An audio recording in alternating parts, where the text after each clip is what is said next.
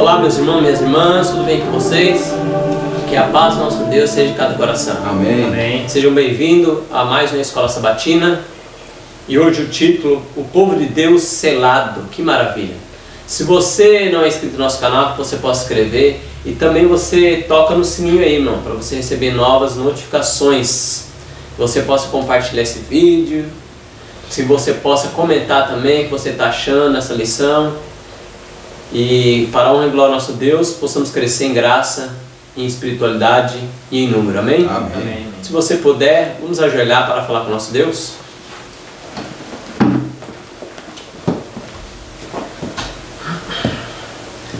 Nosso Deus, nosso Pai, nós te pedimos para o Teu Santo Espírito, para que nós venhamos fazer esse comentário agora, com o Teu poder e com o Teu discernimento, Senhor. Amém. Nos ajude, Pai, a compreender os textos da Bíblia e também do Espírito de Profecia, os quais vão ser explanados. Amém, Deus. Eu te peço que cada um aqui possa abrir o coração, para que possa entrar na mente a Tua revelação.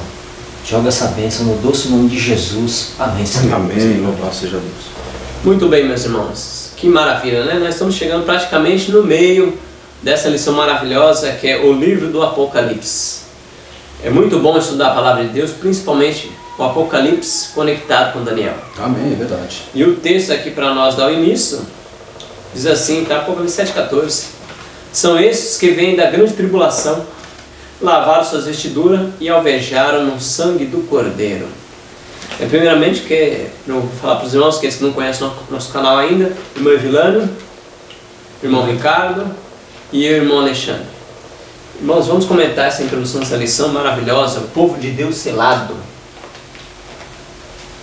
O povo de Deus selado. Aqui tem vários textos. Eu antes de eu ler algum texto, eu vou dar logo os textos para os irmãos, para que eu possa não esquecê-los de passar para vocês. Atos dos Apóstolos, página 153, primeiros escritos na página 17 a 19 e na página 61. Grande conflito na página 428, 427 e também na página 654. E Testemunho para a Igreja, volume 1, na página 78. Aqui está falando, são estes os que vêm da grande tribulação e lavaram suas vestiduras e as alvejaram no sangue do Cordeiro. Bom, essa visão aqui da grande multidão, a gente sabe que essa visão é pós a visão dos 144 mil. Sim, verdade. Então o que acontece? Essa visão aqui da grande multidão, ela é lá no céu. É lá no céu. A visão dos 144 mil é aqui na terra. Então tem uma diferença de um grupo para outro grupo. 144 mil é um grupo, a grande multidão é outra. Exatamente. Então, esses textos aí, esse texto aí se refere a essa grande multidão, esses que foram branqueados, que tem a justiça de Cristo, esses aí são todos os fiéis, desde Adão até o último fiel. Aqui, essa grande multidão representa todos os fiéis, são todos os fiéis de todos os tempos. Uhum. A grande multidão. Né? Interessante que aqui fala, né, que eles lavaram, alvejaram suas vestes, né, no sangue do Cordeiro. Exatamente. Ou seja, foram fiéis e confiaram, né? Exatamente. Confiaram no Deus Todo-Poderoso e aí Deus os recompensou. Assim como Deus falou para Abraão, né, ande na minha presença ser perfeito. Ou seja, eu andando na presença de Deus sou perfeito para Deus. É simples assim. Não é o homem que me declara perfeito, é Deus que me declara perfeito. Exatamente. Então quando Deus falou para Abraão, ande na minha presença e ser perfeito. Nossa, então basta eu andar na presença de Deus. Basta então Deus estar constantemente do meu lado. Os céus vai me considerar um homem perfeito. Você pode ver também no relato de Abel e Caim, logo ali começando a divisão, onde Abel andava na presença de Deus, ele era perfeito, tudo que Deus pedia para ele, Abel fazia, e Caim não era perfeito porque Caim queria fazer sua própria vontade. Não é à toa que depois Satanás tomou conta do coração dele, mesmo Deus chamando a sua atenção, ele foi lá e matou seu irmão, porque as obras do irmão dele era uma condenação da vida dele. Era justo e era a condenação da vida dele, né? Porque ele queria fazer o que é mal. E o irmão dele não, vou honrar a Deus. E vocês podem ver que no Patriarcas e Profetas, irmãos, quando dê uma lida lá na história de Abel e Caim, vocês vão ver que lá deixa bem claro que Abel guardava todos os mandamentos de Deus. Deixa bem claro ali, ele guardava todos, sem exceção. Ele era perfeito. Ele era perfeito em Deus, deixando Deus... O justo Abel. Né? O justo Abel, deixa bem claro. Deus deu testemunho dele. Né? O justo Abel. Então, ele era perfeito diante de Deus. Então, ali, quando você mencionou o justo de todas as épocas, ele vai estar lá, em pé. Ele vai estar lá. Nós sabemos que o Abel, né, comparado conosco, o homem é gigante, né, porque os seres humanos, quando foram criados, né, eles eram... assim, a beleza, né, assim, toda a formosura, né, quando Deus criou o homem. Muito próximo à criação. Né? Sim, então ele era gigantesco, Adão e assim por diante, né? Então isso é algo que chama muita atenção. E aqui quando fala, né, de lavar as vestes, em meio a essas provas, em meio a dificuldades, né, todos esses homens salvos, irmãos, todos esses homens e mulheres salvos, eles branquearam, lavaram suas vestes no sangue do Cordeiro, eles não tiveram vida fácil. Vamos deixar uma coisa bem clara aqui. Nenhum dos salvos tiveram vida fácil. Nenhum dos salvos passou por esse mundo sem ter perseguição.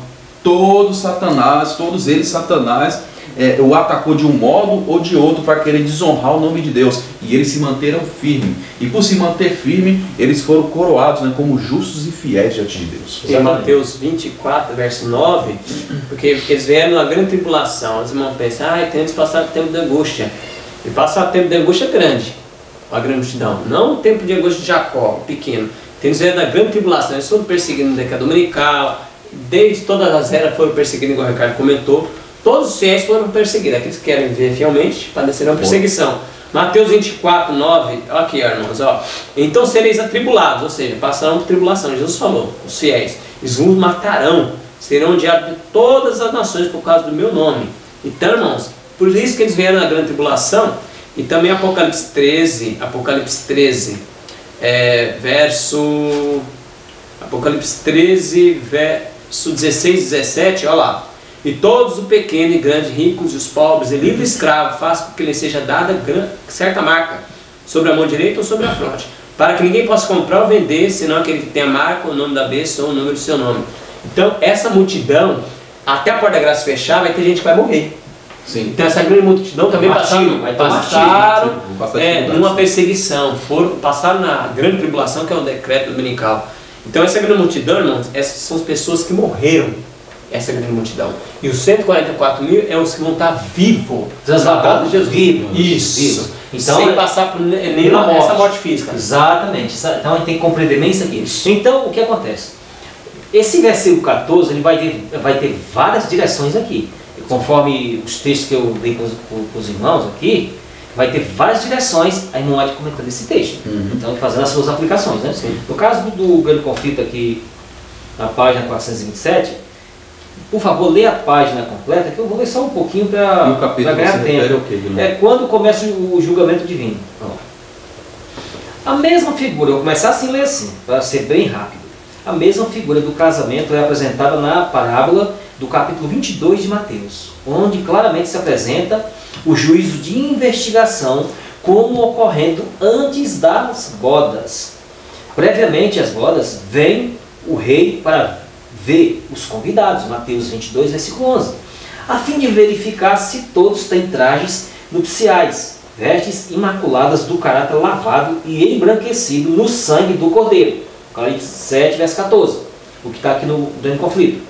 O que é encontrado em falta é lançado fora, mas todos os que sendo examinados, se verificar terem vestes nupciais, são aceitos por Deus e considerados dignos de participar de seu reino e assentar-se em seu trono.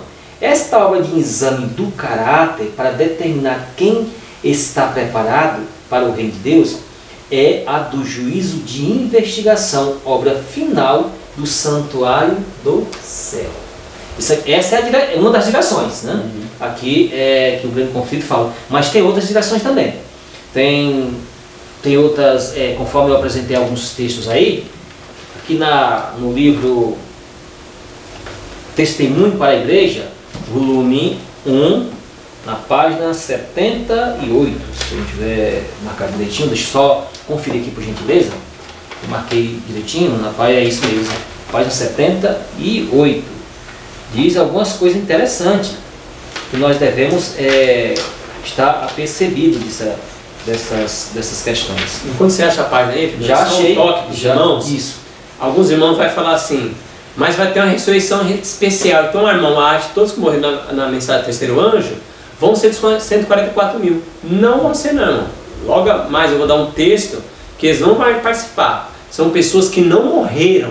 Então o irmão Arte, os pioneiros, eles vão ter essa ressurreição especial só para ver o concerto com Deus. Para participar do concerto mesmo, né? Então, irmãos, eles não vão ser os 144 mil. Eles não vão ser os 144 mil. Nós vamos ver mais para frente aqui. Alguns dão essa ideia, mas nós vamos ver lá na frente que eles não vão ser os 144 mil. Exatamente. Isso é um grupo que tem uma experiência única. Isso. É uma experiência única. E esses irmãos que vão na ressurreição especial, eles não vão passar para o tempo de debauche de Jacó. Eles não vão passar, porque eles vão restar só antes da volta de Jesus, bem antes. Um pouquinho antes. Então os 144 passaram o tempo de debauche de Jacó, as pragas caindo e eles vão estar vivos, nenhuma praga chegará à sua tenda e eles vão ver Jesus voltar. Só um detalhezinho. Exatamente, esses detalhes são muito importantes. Então aqui diz aqui, ó. E a imediata resposta foi: estes são os que vieram de grande tribulação, lavaram suas vestes e as branquearam no sangue do Cordeiro. Lá, aquela multidão lá. Sim, sim. Quando começamos a apresentar a luz sobre a questão do sábado, não tínhamos a ideia bem definida da mensagem do terceiro anjo, de Apocalipse 14, versículo 9 a 12. Aqui está apresentando esse texto aqui, né? O peso de nosso testemunho enquanto nos achávamos perante o povo era que o grande movimento da volta de Cristo era procedente de Deus e que a primeira e a segunda mensagem angélicas haviam sido pregadas e que a terceira devia ser proclamada com toda veemência, com toda força e poder. Vimos que a terceira mensagem se encerra com estas palavras: aqui está a paciência do santo. Aí ele vai narrar Apocalipse 14, versículo 14 e volta para o versículo 8, fazendo a conexão. Então, aqui ele vai formatar assim, essa seguinte frase. Se eu não me engano, é nessa questão aqui. Deixa eu ver.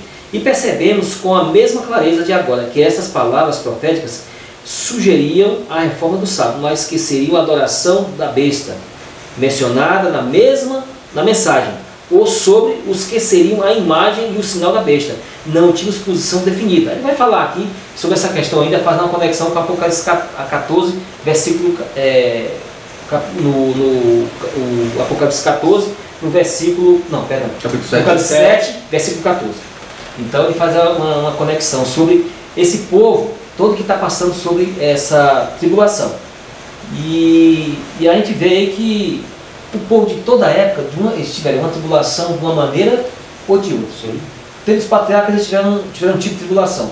No tempo dos apóstolos, outro tipo de tribulação. A lição passada não identificou 1260 anos, foi uma tribulação terrível ali.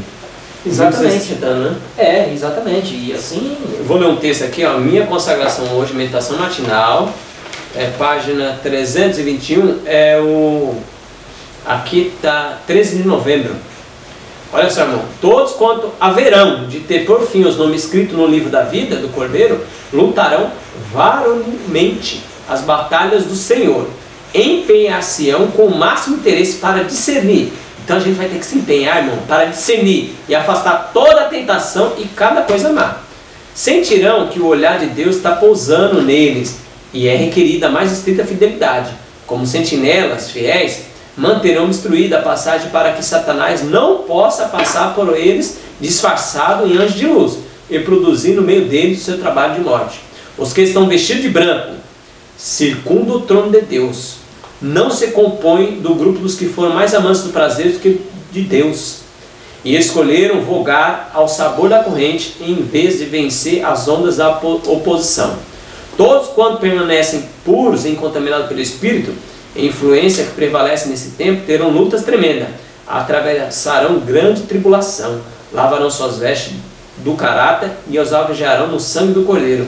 Esses cantarão canto de triunfo do reino da glória. Amém. Irmão, olha que bênção. Então, todos esses que vão vencer, irmão, o que eles vão fazer? Vão afastar as tentações de Satanás, não vão andar com ideias humanas, vão andar no assento do Senhor, vão andar ao lado do trono de Deus. Olha, louvado seja Deus. Exatamente. E tem mais um texto aqui no mesmo volume de Testemunho para a Igreja, volume 1, na página 155, e comentando novamente o Apocalipse 7, versículo 14.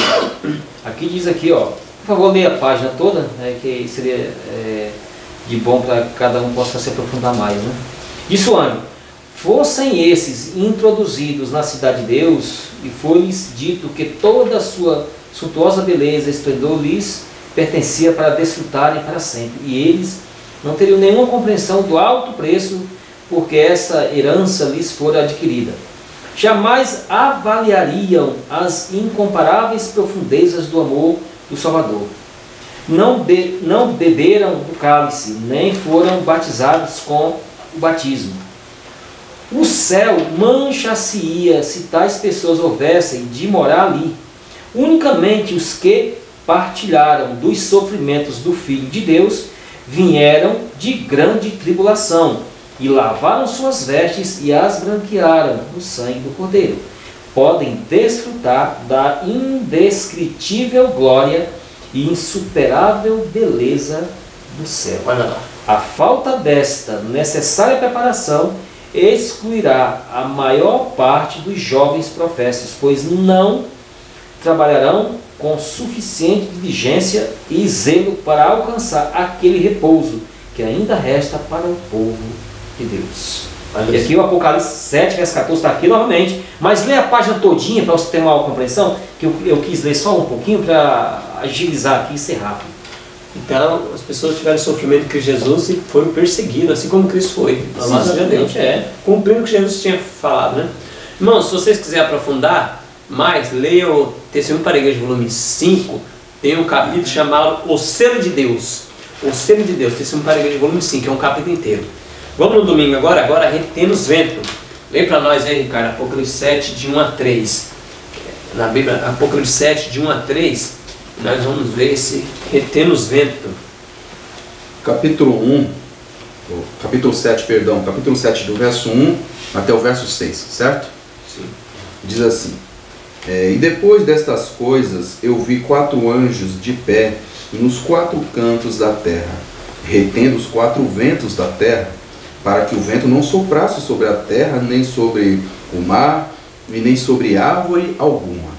E eu vi outro anjo subindo do leste, tendo ele o selo do Deus vivo, e ele gritava em alta voz aos 4 anjos, os quais haviam sido concedido ferir a terra e o mar, dizendo: não firais a terra, nem o mar, nem as árvores, até que tenhamos selado os servos do nosso Deus em suas testas. E eu ouvi o número daqueles que foram selados. Foram selados 144.000 de todas as tribos dos filhos de Israel. Da tribo de Judá foram selados 12.000, da tribo de Rubem 12.000, de Gade 12.000, de Azer 12.000, Naphtali também 12.000, Manassés, e assim por diante, né? Ele começa falando a respeito disso, né? Vai até o verso 8, né? Falando a respeito então, nós vamos comentar aí, retendo os ventos. Como é que estava essa Apocalipse 7 de 1 a 3 aí? Apocalipse 7 de 1 a 3, é bom a gente comentar verso a verso, que tem muita informação. Então, eu vou ser meio rápido aqui, no caso aqui do versículo 1, retendo os ventos.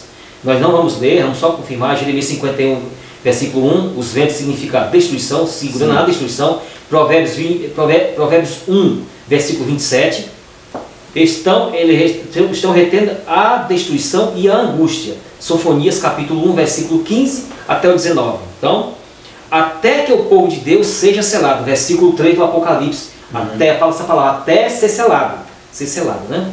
Então, não faça mal à terra. A terra aqui, a gente sabe que algumas regiões, e para não danificar totalmente a terra, e a destruição destruir totalmente a terra, e nem o mar que significa também as nações. A profecia bíblica significa as nações. Não danifiqueis as nações todas, não destruís as nações, até que o povo de Deus seja selado. Apocalipse 3, versículo 11 e Apocalipse 3, versículo 1. É só algumas palavras para encaixar na ideia, porque lá vai falar das bestas, no caso. Sim, é verdade. Mas só as palavras que contém lá para encaixar o pensamento no contexto aqui no qual nós estamos estudando.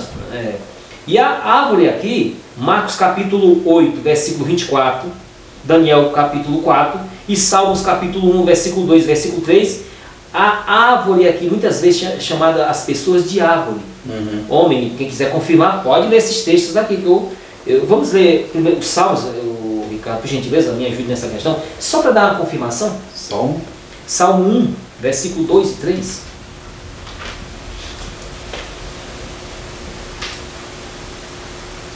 Capítulo 1, verso 2 e 3. Diz assim o verso 2: Mas o seu prazer está na lei do Senhor, e na sua lei medita de dia e de noite. Ele será como uma árvore plantada junto ao rio de águas, que geram seu fruto em sua estação. Sua folha também não murchará, e tudo aquilo que ele faça prosperará. Então, é só a ideia para pegar a palavra-chave para encaixar na questão do Apocalipse aqui. Então, muitas vezes o ser humano é considerado conforme o texto, uma árvore. Não danifiquei a humanidade, não danifiquei até que o povo... Não permita essas coisas aconteçam. Então, Deus está segurando essa questão aí da árvore. E aqui, lá no versículo 1 ainda, fala de muitas coisas importantes.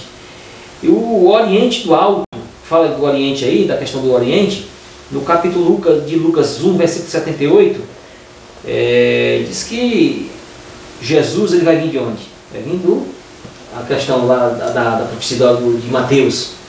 Como o relâmpago se mostra onde? Do Oriente até o Ocidente. Até o Ocidente, né? Então tem essa questão também, né? E o anjo, lá no versículo 2, ele sobe do Oriente, Mateus 24, versículo 27, e Cristo virá do Oriente, essa questão, né? Com uma mensagem específica do versículo 3 de Apocalipse, diz: não danificar a terra, até que o povo seja selado. Então esse anjo está lá no trono de Deus, esse anjo que vai Exatamente isso mesmo, exatamente isso mesmo, né? Sairá do trono de Deus.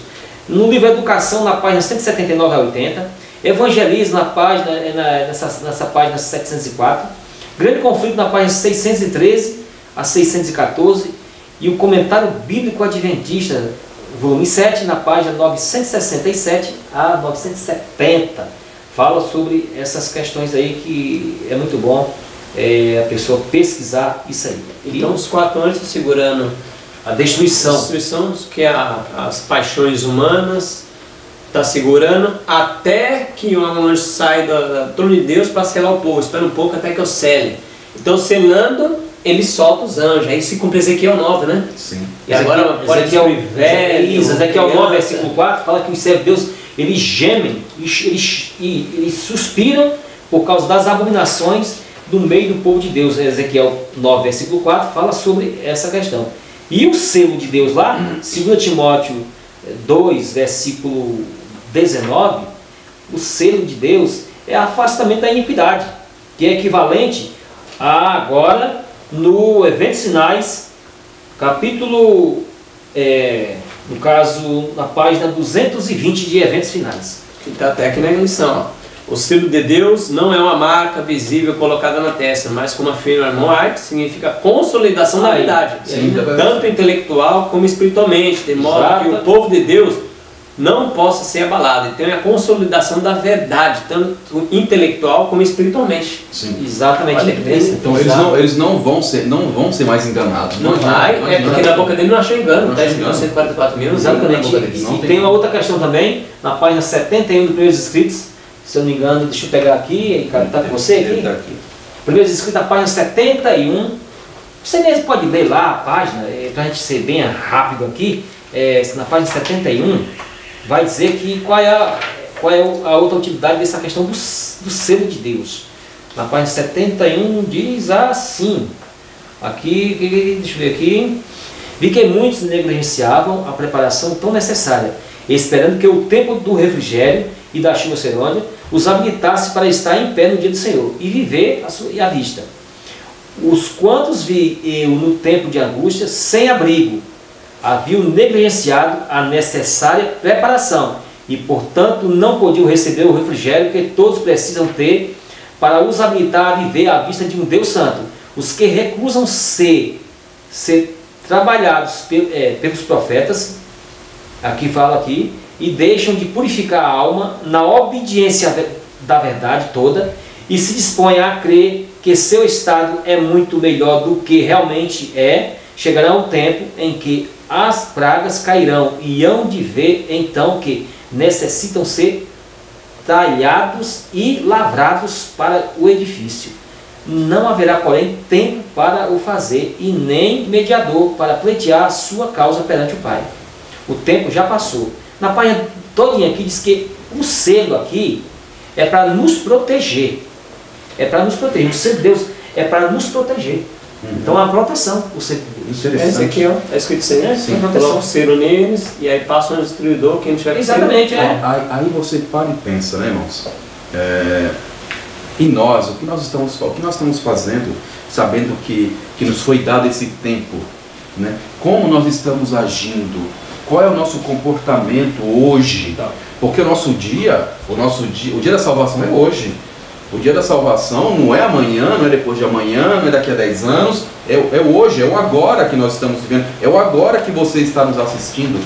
Eu falando, os irmãos comentando aqui, a minha salvação e a dos dois aqui também é agora, de você que está nos assistindo, é agora. É isso mesmo. E aí, como nós estamos nos portando diante disso? Como é que nós estamos, como é que eu vou dizer assim a palavra? Nos comportando diante desse presente? Porque nós falamos assim, viva o presente. Não é à toa que o nome já é dado, né? Presente, porque já é de presente. O que eu vou fazendo com esse presente que Deus me deu? Né? E aqui tem um texto que eu quero ler para vocês. Está no livro Evangelismo, tá? Nessa edição aqui, irmãos, nessa edição está na página 703 para 704, tá? E o capítulo mencionado aqui é a mensagem triunfante. Olha só, diz assim: os anjos estão agora retendo os ventos da contenda, até que o mundo seja advertido da sua vindoura condenação. Uma tempestade, porém, se está preparando, preste a irromper sobre a terra. E quando Deus ordenar a seus anjos que soltem os ventos, haverá tal cena de conflito que a pena não pode descrever. Misericórdia. Então, por mais que nós pensamos, não, está sossegado, diz aqui, quando os anjos de Deus saírem de cena, deixar Satanás tomando conta e os homens tomando conta com suas paixões desenfreadas, diz aqui, eu vou ler de novo: haverá tal cena de conflito, de guerras, contendas, que a pena não pode descrever. Ou seja, nem passou na imaginação do homem. Então, as pessoas que acostumaram a assistir aqueles filmes de guerra, aquele tipo de coisa, não chega nem aos pés. Não chega nem aos pés o que a maldade satânica vai operar nos filhos da desobediência. E ainda continua. Um momento de suspensão, né, foi-nos graciosamente concedido por Deus. Está segurando. Todo o poder a nós emprestado pelo céu deve ser empregado em fazer a obra que nos foi designada pelo Senhor, em benefício dos que estão a perecer na ignorância. O povo de Deus deve fazer poderosa intercessão junto dele, agora em busca de auxílio, e devem pôr todas as suas energias no esforço de proclamar a verdade durante a suspensão que foi concedida, durante o tempo que foi concedido. Todos os dias nos temos associado com homens e mulheres destinados ao juízo. Cada dia poderá ter sido a linha divisória para alguma alma. Cada dia alguém pode ter tomado a decisão que há de determinar seu futuro destino. Então, aqui é um alerta para nós, não somente para a nossa vida espiritual, mas também para a dos outros. O momento de graça, a oportunidade está sendo dado para nós ainda, Alexandre. Aí eu fico pensando, né? O que nós estamos fazendo? O que nós estamos fazendo com esse tempo nos concedido? Será que naquele dia, eu fico pensando, será que naquele dia, né, qualquer um que tem conhecimento da palavra de Deus vai ter desculpa por poder falar para Deus alguma coisa? Não vai ter desculpa. Não tem desculpa nenhuma. Não tem desculpa. O oferecimento de graça foi muito grande, e não tem nenhuma desculpa não. Não tem desculpa. Não tem desculpa. Na página aqui do Eventos Finais, nessa edição aqui, eu estou acompanhando a página, que aqui tem uma indicação da página no original. Então, é na página 229. O fim do tempo da graça após o selamento. Pouco antes de entrarmos no tempo de angústia, todos nós recebemos o selo de Deus vivo.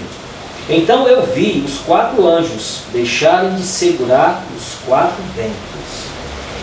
E vi fomes, epidemias, espada, nação se levantando contra nação e o mundo inteiro em confusão.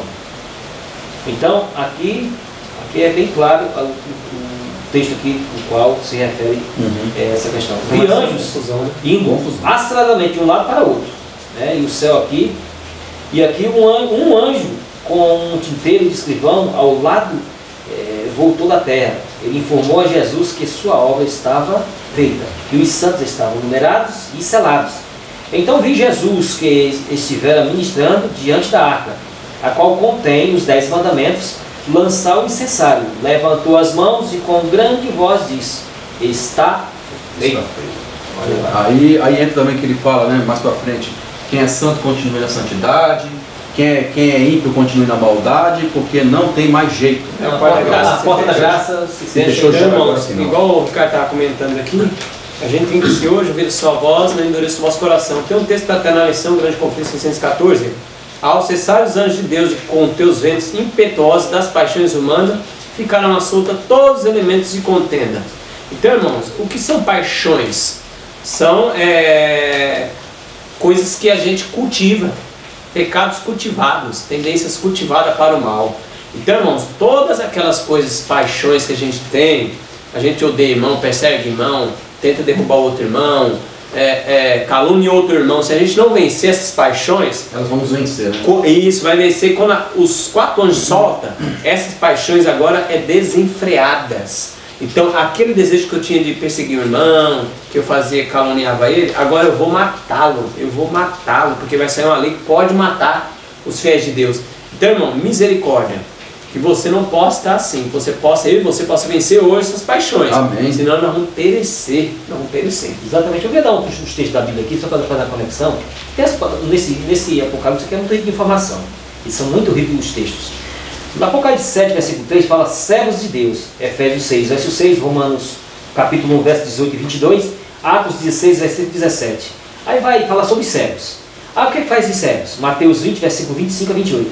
Servem aos outros. Lá o texto vai falar isso. Então, e a ira de Deus, ela vai se manifestar sobre os que não servem a Deus. E no capítulo 7, versículo 4, o número dos selados, né? E a gente já viu primeiros escritos na página 15, vai falar que o número de selados, os santos vivos, são de 144 mil. De todas as nações, nós vamos entrar agora nesse texto aí, né, Alexandre? Agora na parte segunda-feira. Na parte de segunda-feira. Leia para nós, Ricardo, Apocalipse 7, verso 4 a 8.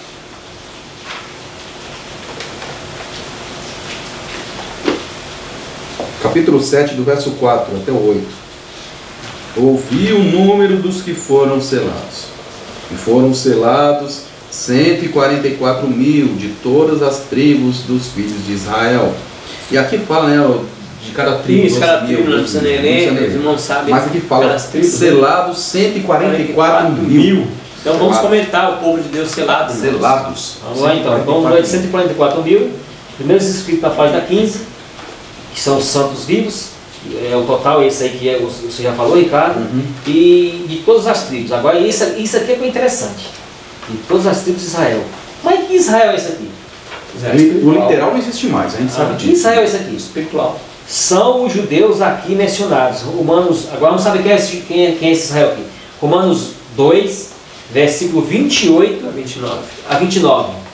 Alexandre, você está agora com a espada na mão, por gentileza. 2, verso 28 e 29. Porque não é judeu o que é apenas exteriormente, nem a circuncisão é o que é somente na carne. Porém, judeu é aquele que é interiormente circunciso, e que é de coração, no espírito, não segundo a letra, e cujo louvor não procede dos homens, mas de Deus. Isso chama-se a transferência da aliança. Então, a transferência do judeu literal para o judeu espiritual. Então, todos que têm fé são descendentes de quem? De Abraão. Então, é um judeu espiritual. Um judeu moderno. Então, um judeu espiritual. E aí é interessante só dar um link assim, fala cada tribo aqui, irmão. Então, todas as pessoas vão ter características de alguma tribo dessa. Nós sabemos qual é a sua, nem a minha, mas cada uma, por isso que fala as tribos de Israel, as 12 tribos de Israel, você vai entrar 12 vezes 12, e alguma tribo dessa. Exato. É espiritual. Exatamente. Jacó, com aquela visão profética dos filhos dele. A bênção. Então, aquela bênção lá, e cada filho dele tinha uma dificuldade. Mas todos eles foram mudados. Agora teve 2 que não vai entrar, né? Então Israel foi vencedor. Esse foi o nome de Yahvé, Deus de Jacó. Que Jacó era enganador, agora deu o nome dele Israel, vencedor. E os 144.000 são o quê? São vencedores. Então, a Laodiceia está na condição de Jacó. E precisa ser mudado o seu caráter. Caráter precisa ser Por mudado. isso que eles têm um novo nome que mudou a vida deles. Exatamente. E no Atos Apóstolos, na página 19, na página 12, e os patriarcas, eles eram representantes de Israel literal. E os 144.000, eles são representantes do Israel espiritual, moderno. São representantes da terra, aqui da terra. O que os qualifica? O que foi que qualificou esses 144.000? Vamos lá então. Sua experiência. São irrepreensíveis. Apocalipse 14, versículo 5. Eles mostram o que todos os crentes poderiam atingir. Patriarcas e Profetas, página 235. Em visão profética, Jacó desvenda o caráter de cada um de seus filhos. O Apocalipse capítulo 7, versículos 5 a 8, aí vai fazer aquela seleção, né? Dos 12 mil de um de outro, né? De cada tribo, né? O nome revela seu caráter. Em Números capítulo 1, versículo 4 a 15. Porque Dan e Efraim saíram. Eles não entraram. Aí quem quiser confirmar, não vai, muitos textos, então não vai dar grande. Um deles é uma serpente que fica picando o pé por trás. Exatamente isso mesmo. Picando os irmãos por trás. Exatamente. Efraim, no Isaías 28, versículo de 1 a 3, ele negligenciou seu orgulho, a sua soberba, Efraim. Efraim é orgulhoso. Exatamente. E o Oséias, capítulo 4, versículo 17, Dan, em Gênesis também, contando 49, versículo 16 e 17, o pecado de Dan era a língua traiçoeira. Língua traiçoeira. Difamos, irmãos. Então, representa... Na frente, por trás. Ele dá ele representa os irmãos hoje que prevalecem na falsidade e no engano. Eles não tiveram mudança de caráter. Então esses dois foram deixados de fora. Então, eles aqui... Aí vai dizendo, Judá, no capítulo 46, versículo 28, líder. No capítulo 49, versículo 8 a 10, aí faz a conexão. Líder, representa os líderes, os cabeças, os líderes. Então, 144.000 é a totalidade do povo de Deus que vai viver nos últimos dias, na volta de Jesus. Então, o último povo. Exatamente, eu vou dar só os textos aqui. Passado pela tribulação, grande tribulação, tempo de angústia. Exatamente. 7 pragas e venceram. Pelo sangue de Cristo. Exato, o que o irmão Ivan está falando, lavar suas vestes no sangue do Cordeiro. Eles venceram por causa de Jesus, hein? Exatamente. Eu vou dar só os textos aqui para vocês, que não convém nós lermos esses textos. Que é muitos textos, então não convém. Aí vou dizendo, Rubem, no Gênesis 49, versículo 3 e 4, Patriarcas e Profetas na página 235, Deuteronômio, capítulo 33, verso 6, Gade, Gênesis 49, versículo 19, 1 Crônica 5, versículo 18 a 20. Então, aqui vai dizer a mudança de cada um. Eu não vou explicar isso aqui porque cada um teve a sua dificuldade, mas teve mudança de caráter. Cada um tem seus traços. Exatamente, né? Teve. Cada um representa cada parte do povo de Deus. Representa uma virtude, um talento que pode ser usado na causa de Deus, no caso, né? Assé, Deuteronômio 33, versículo 24 e 25, ele é revestido do Espírito Santo. Aí vai falar os textos lá, né? Gênesis 49, versículo 20, Assé, ele prosperará. Naftali, Gênesis 49, versículo 21, é conselheiro e pacificador. E eles puseram a sua vida em perigo pela causa de Deus. E assim vai falando, né? Em Megido, Juízes capítulo 5, versículo 18. Manassés, Gênesis capítulo 41, versículo 51. 2 Crônicas 34, versículo 9, versículo 10. É liberal em ofertas, na causa de Deus, assim vai, né? Simeão, em Gênesis 49, versículos 5 e 6 e 30 e no capítulo 34, versículo 25. Era agressivo, mas teve a sua mudança também. Levi, Deuteronômio 33, versículo de 8 a 10. Era líder espiritual do povo de Deus. Patriarcas e Profetas, na página 236. Em face da apostasia, foram fiéis. Lembram lá do bezerro de ouro lá? Lembram? Ficaram em pé. Né? Isacar, 1 Crônicas 12, verso 32. Grande ensinamento, para administrar. Gênesis 49, versículo 14, versículo 15. E assim, cada um deles vai ter uma característica assim, especial. Zebulon, Juízes 5, versículo 14, era liberal e altruísta. Juízes 5, versículo 18, versículo 19. José, Gênesis 39, versículo 7 a 9. Foi fiel, ali foi fiel. Ele possuía integridade moral, a pureza sexual. Pureza, um símbolo de pureza. E Benjamim, Gênesis 35, versículo 18, 16 a 19. Deuteronômio, capítulo 33, versículo 12. E assim por diante, cada um deles tem uma qualidade. Tiveram as suas dificuldades, a história diz isso, a história bíblica diz isso, mas cada um teve uma mudança de caráter. Amém. Amém. Agora, Dan e Efraim, não. É verdade. Não. E aqui, né, continuando, falando aqui, os selados, né, foram 144 mil. 144 mil. Nós sabemos que não existe mais esse povo israelita, são os israelitas espirituais, né? E aí, o selo, mas o que acontece, né, quando eles são selados? Depois de ser selado, a gente sabe o que acontece, né? Fecha-se a porta da graça e esses homens e essas mulheres, que a gente não é declarado aí quantas pessoas, assim, o modo que as pessoas vão estar, né, nesse contexto, né, se vão ser muito jovens, se vão ser mais idosos. Fala 144 mil, não está falando faixa de idade específica, mas ali fala que essas pessoas vão passar por um momento muito, mas muito terrível, muito difícil. Vai ser uma prova terrível, né? É a chamada angústia de Jacó. E aqui no Grande Conflito, irmãos, na página 614, o Grande Conflito, diz assim, olha só, quero compartilhar com vocês. Deixando ele, Jesus, o santuário, as trevas cobrem os habitantes da terra. Foi que foi lido aí, né? Satanás vai tomar conta das pessoas, as pessoas vão deixar agora livre, né? Todos os seus desejos, suas paixões. Naquele tempo terrível, os justos devem viver à vista de um Deus santo, sem intercessor.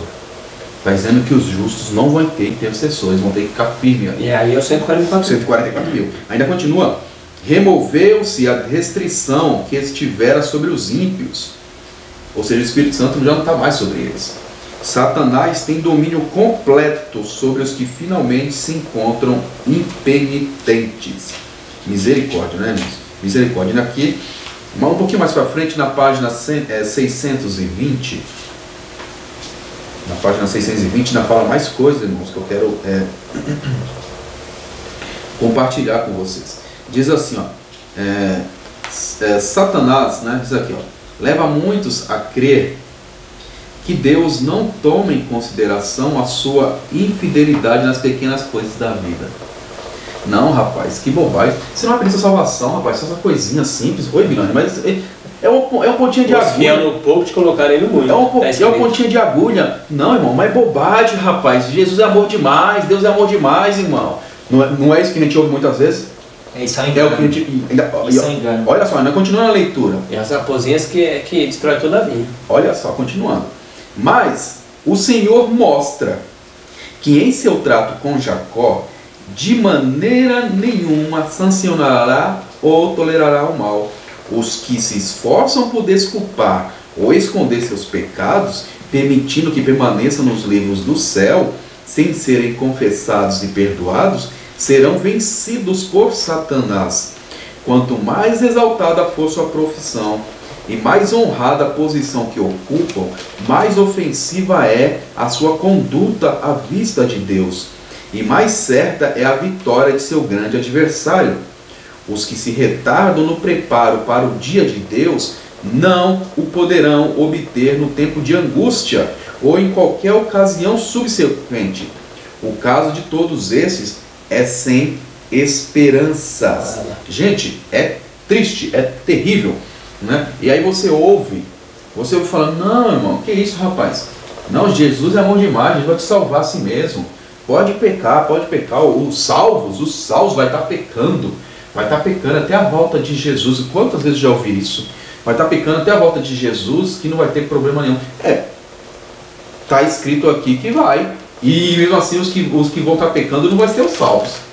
Né? Essas pessoas, quando falam vai estar pecando, quer dizer o seguinte: eles sabem que está pecando, né? E não clama a Deus a misericórdia, não clama a Deus o poder para ser vencedor do mal, para ser liberto, né? E ele fica nessa vida miserável dele, né? E aí vai querer o quê? Como é que vai ter ajuda dos altos céus? Como é que vai ser transformado? Como é que vai ser liberto uma pessoa dessa? Não tem jeito, irmão. Não tem jeito.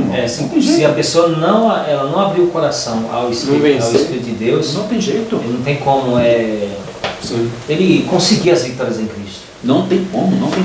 E você tem um texto aqui, você escolheu o volume 3, ó, página 424, complementando aí, ó. É o capítulo A Última Grande Luta. Um dos aspectos relevantes na representação de 144.000 é que em sua boca não se achou engano. O Senhor disse: bem-aventurado o homem cujo espírito não há dolo. Então Jesus falou: feliz é esse homem que não há dolo, ó, tá vendo? No espírito. Eles professam ser filhos de Deus e são apresentados como seguidores do Cordeiro para onde quer que vá. Eles nos são prefigurados como estando sobre o monte Sião, cingido para o serviço sagrado, vestido de linho puro, que são a justiça dos santos. Mas todos que seguirem o Cordeiro no céu, primeiro terão seguido ele na terra, em obediente, confiante, amorosa e voluntária, seguindo a ele, não de maneira relutante e inconstante, mas confiante e sinceramente, como rebanho segue o pastor. Então, se quer seguir Jesus no céu, irmão, primeiro tem que seguir Jesus aqui na terra, como o Ricardo deu aí, ó, vencendo a cada dia para o nosso Deus. Amém. E aqui, ó, eu quero ler mais um texto, Alexandre, só complementando aí. Aqui também é Mensagens Escolhidas, volume 3. E está no capítulo Impecabilidade e Salvação. Eu quero ler a página 356, diz assim, ó: aquele que se arrepende do seu pecado e aceita a dádiva da vida do Filho de Deus, não pode ser vencido. Quem reconhece que pecou, se arrependeu e aceita o perdão do Filho de Deus, a força do Filho de Deus, ele não é mais vencido, não, agora ele é vencedor. Ainda continua: apossando-se pela fé da natureza divina, ele torna-se filho de Deus. Ele ora, ele crê. Quando tentado e provado, reivindica o poder que Cristo morreu para dar e vence por sua graça. Glória a Deus por isso. Ainda continua: todo pecador precisa compreender isso. Todos nós, irmãos, precisamos compreender isso. Irmãos, eu falo para vocês, não há pecado invencível. Não existe pecado invencível. O sangue de Jesus tem poder. Tem poder para te livrar de qualquer pecado, grande ou pequeno aos olhos humanos e aos olhos de Deus, não interessa. Tem poder para te livrar. Ainda continua: todo pecador precisa compreender isso. Ele precisa arrepender-se do seu pecado. Precisa crer no poder de Cristo e aceitar esse poder para salvá-lo e livrá-lo do pecado. Como devemos ser gratos pela dádiva do exemplo de Cristo. Olha só que coisa fantástica. Isso é bem claro. Esse texto que o Ricardo leu, você guarda, irmão, na cabeça, porque lá na quinta-feira eles vão dar esse capítulo para a gente ler. Principalmente na sexta-feira. Leia o capítulo de Impecabilidade e Salvação. Porque alguns vão querer distorcer, dizendo não pecar até a volta de Jesus, citando esse capítulo. Mas esse texto que o Ricardo leu, que está nesse capítulo, combate mesmo. Aí quinta-feira nós vamos aprofundar mais nesse tema, meus irmãos, mas fica bem com esse texto na mente. Então vamos terça-feira agora, a grande multidão. Agora sim, Apocalipse 7, verso 9 a 10, Ricardo, leia aí para nós. Apocalipse 7, verso 9 a 10. Olha lá. Verso 9 começa assim: depois disso eu olhei, e eis uma grande multidão, que nenhum homem podia contar, de todas as nações, famílias, povos, línguas, parados diante do trono e diante do Cordeiro, vestido com túnicas brancas e palmas em suas mãos. E gritavam em alta voz, dizendo: salvação ao nosso Deus, que está sentado sobre o trono, e ao Cordeiro. 9 e 10. Então vamos comentar isso aí, irmão, essa grande multidão. Então, a grande multidão, nós já falamos um pouco aqui anteriormente aqui, que a grande multidão é uma parte, e essa multidão que é vista por João aí, está no céu, nós já falamos isso, então tornamos a repetir agora, né? Porque no livro Educação, na página 309, aquela multidão, ela ali representa ali, e está ali como resultado da obra de Cristo. Isaías 53, versículo 11, o trabalho da obra de Cristo. O seu trabalho, né? ficar satisfeito, né? O fruto da sua alma, né? Ficará satisfeito. Em Educação, na página 309, infelizmente eu esqueci de trazer o livro, na página 309, lá diz que é o resultado da obra de Cristo. Amém. E fala, eu estou só resumindo a página lá, sim, mas tem muita informação lá. Na página 309 de Educação. Sim, eu vou ler o texto, irmão. Ó, primeiro escrito, página 19, para provar que essa multidão, porque alguns autores, até que falam na lição, que interpretam que a grande multidão é os 144 mil. Não, tem nada a ver. Só que aqui, irmãos, ó, há uma separação aqui, ó. Página 19, minha primeira visão. Ó, ela tendo a visão, ela lá no céu. Eu vi crianças subirem ou, se preferirem, fazer uso das suas pequenas asas e voar por cima das montanhas e apanhar flores que nunca murcharão, para embelezar o lugar. Havia em redor do templo toda espécie de árvores, ou seja, tem um templo lá no céu, ó, que lindo. O bucho, o pinheiro, o cipreste, a oliveira, a murta, a romanceira, figueira, curvada ao peso de seus figos maduros. Olha que beleza, irmão. Embelezavam aquele local. Aí essa frase que é interessante. E quando estávamos para entrar no santo templo, quando a gente está para entrar no santo templo, Jesus levantou sua bela voz e disse: somente os 144 mil entram nesse lugar. E nós exclamamos: aleluia. Então nem a irmã Arte pode entrar no templo. Pode entrar. Ela foi, ó, querendo entrar com as crianças lá. Somente somente 144 mil vai entrar no templo. Então, os 144 mil, irmão, eles seguem quando ele quer que vá, eles vão ser a comitiva de Jesus. Eles vão entrar no templo, vão ser como ser sacerdotes, assim, guardiões ali de Cristo. Vai estar onde Jesus foi, eles vão, os 144 mil.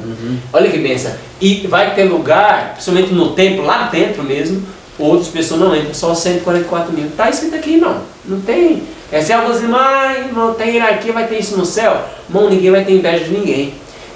Vai ter irmãos que vai ter, a irmã explica no primeiro escrito, vai ter fitas vermelhas, que são os mártires. Vai ter outros, ela fala aqui, que vai estar mais perto de Deus do que outros. São aqueles que mais pecaram, aquelas pessoas piores da face da terra. Nesse texto, olha só o texto, está aqui na própria lição. Então vai ter hierarquia no céu, irmão, vai ter concordância, vai ter bagunça. Verdade. Aqui, grande conflito, página 665, na própria lição.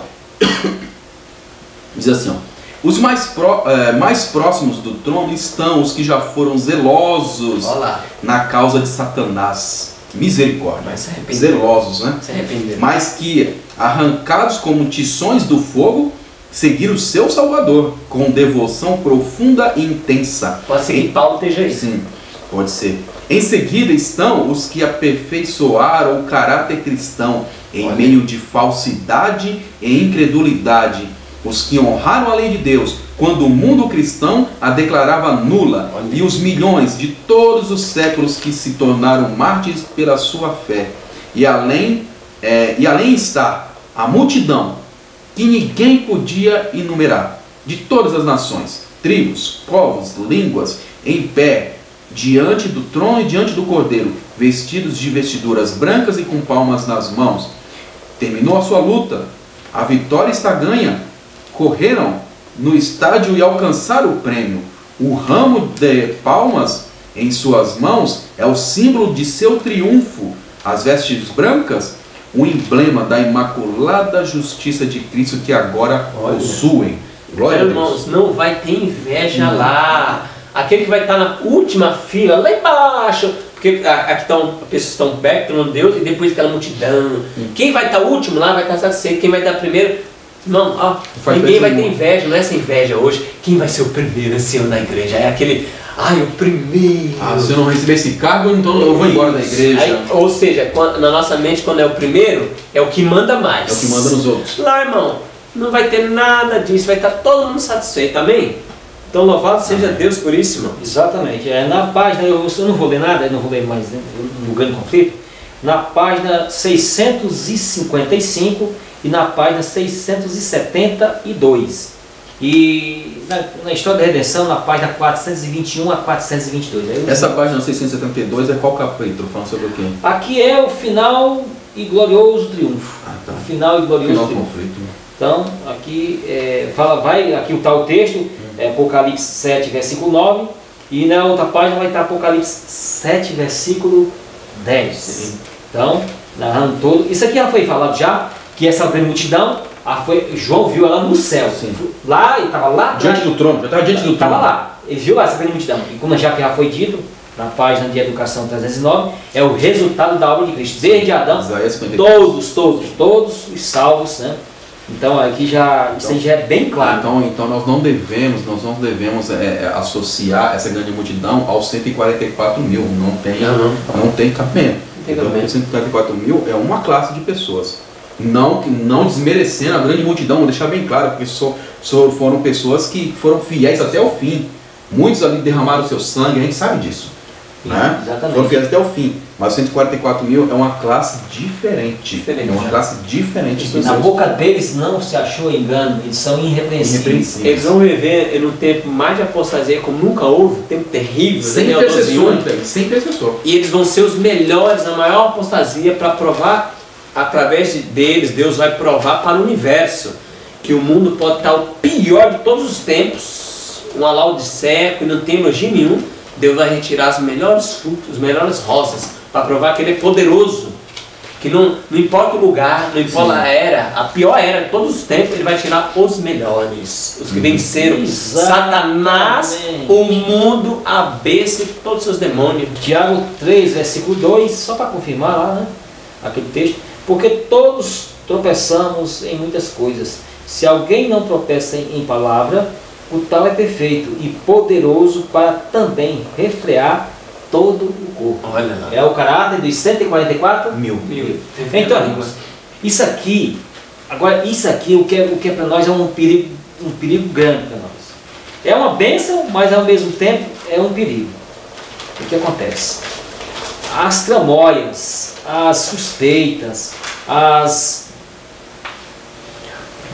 aqueles motivos que Deus sabe, Deus leva em consideração os nossos motivos. Ele sabe cada pensamento, cada intenção do nosso coração. O coração está falando na mente aqui, o planejamento. Por qual motivo nós estamos fazendo esse comentário aqui? Deus leva em consideração essa questão. Será que é para nós estarmos na internet, aí o pessoal, olha que bonitinho, está na internet? Para ficar conhecido pelos irmãos? Conhecido? Não. É isso? Não. Então, Deus está em consideração. Qual é o objetivo? Fazer minha obra e fazer com que os irmãos tenham mais esclarecimento e se aproximem mais de Deus.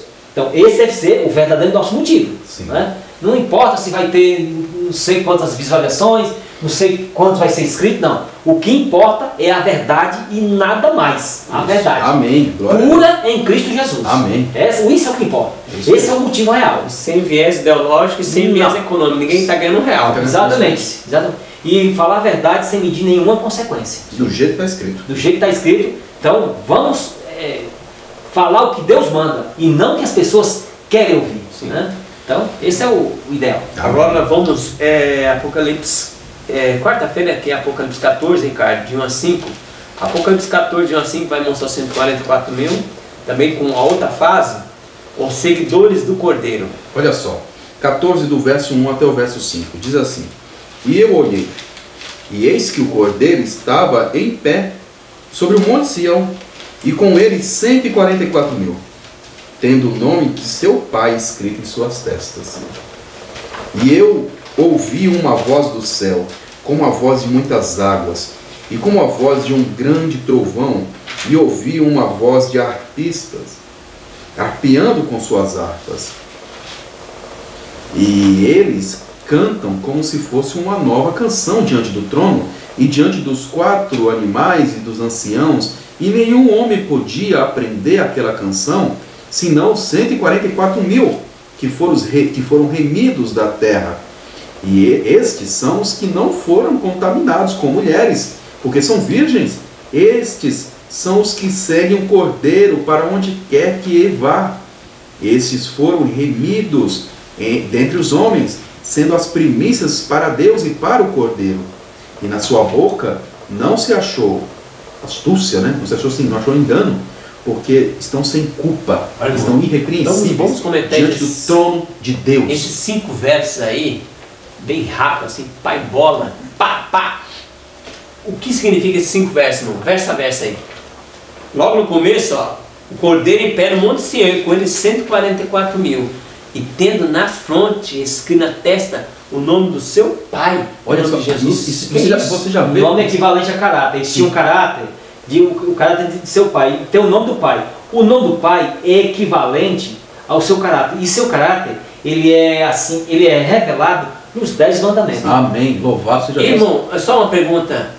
Você acha que Deus vai colocar o seu nome na testa de uma pessoa impura, mundana, não que diz ser cristão e não é? Não. Mas ele não vai colocar o seu espírito de pessoa que está pegando. É a mesma coisa de você, Ricardo, uma pessoa que é mau pagador, é uma pessoa com mau caráter, você emprestar o teu nome para ela abrir uma conta e ela sujar seu nome. Você vai fazer isso? Não sabe que a pessoa é mau caráter? Não dá para você confiar.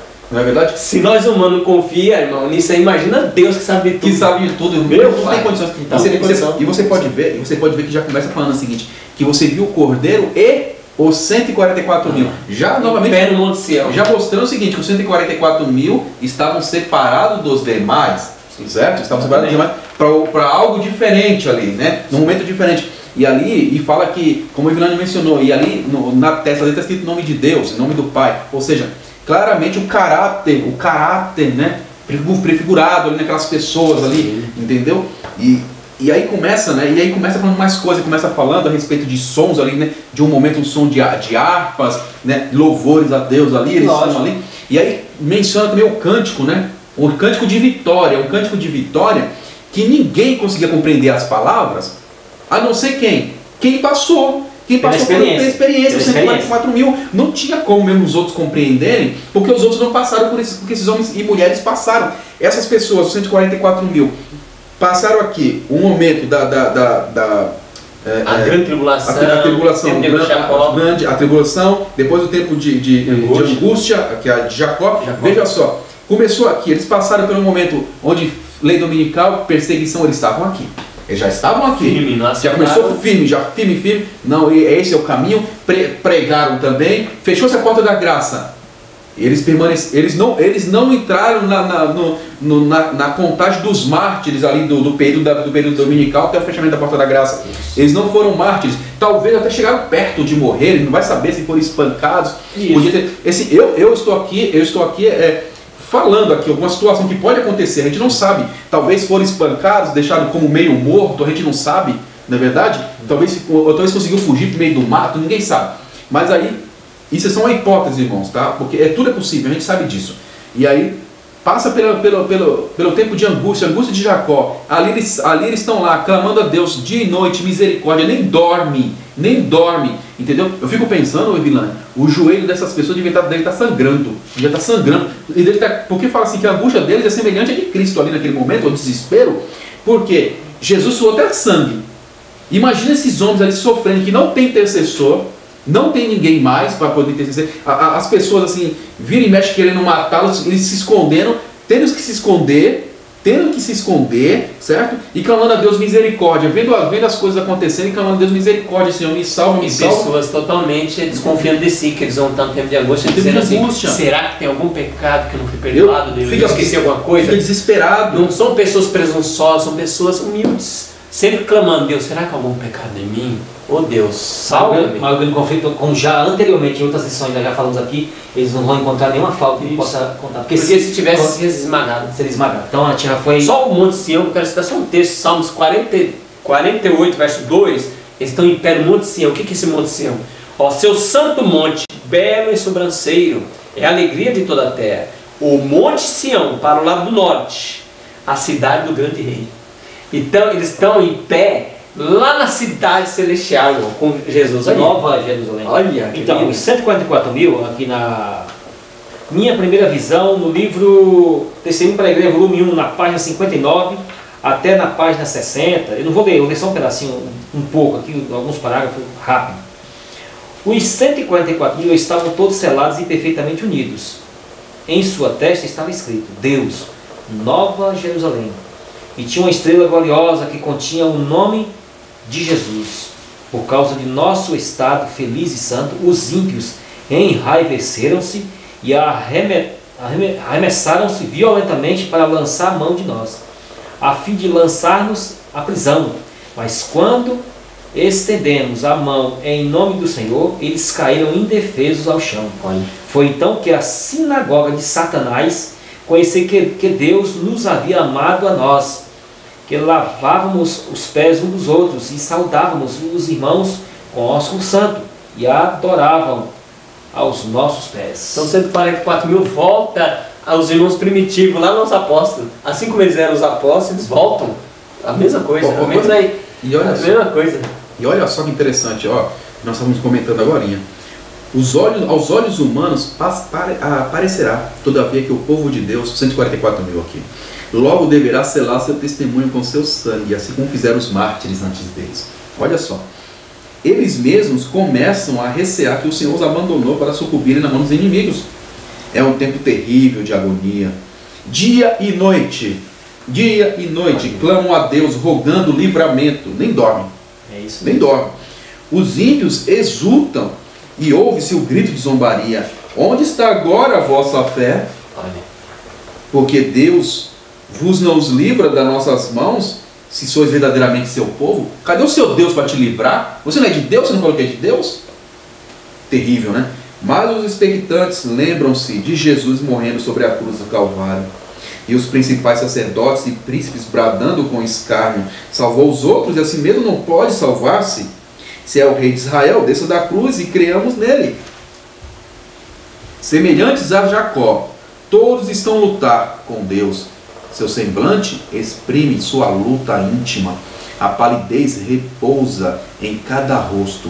Não cessam, porém, de orar fervorosamente. Então, é esse o comportamento desses homens e mulheres naquela época ali, nesse momento terrível.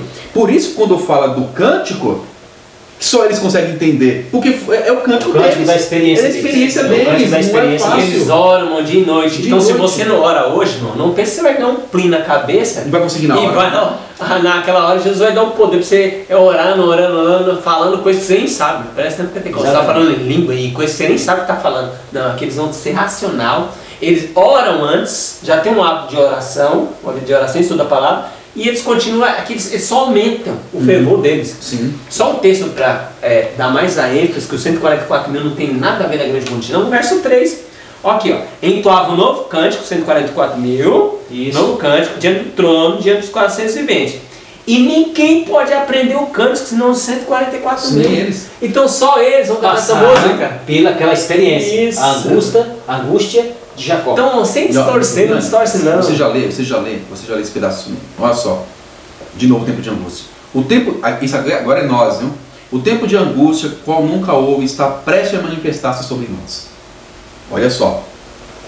E necessitamos de uma experiência que agora não possuímos. Irmãos, eu posso falar o que for. Eu posso falar que eu sou espiritual.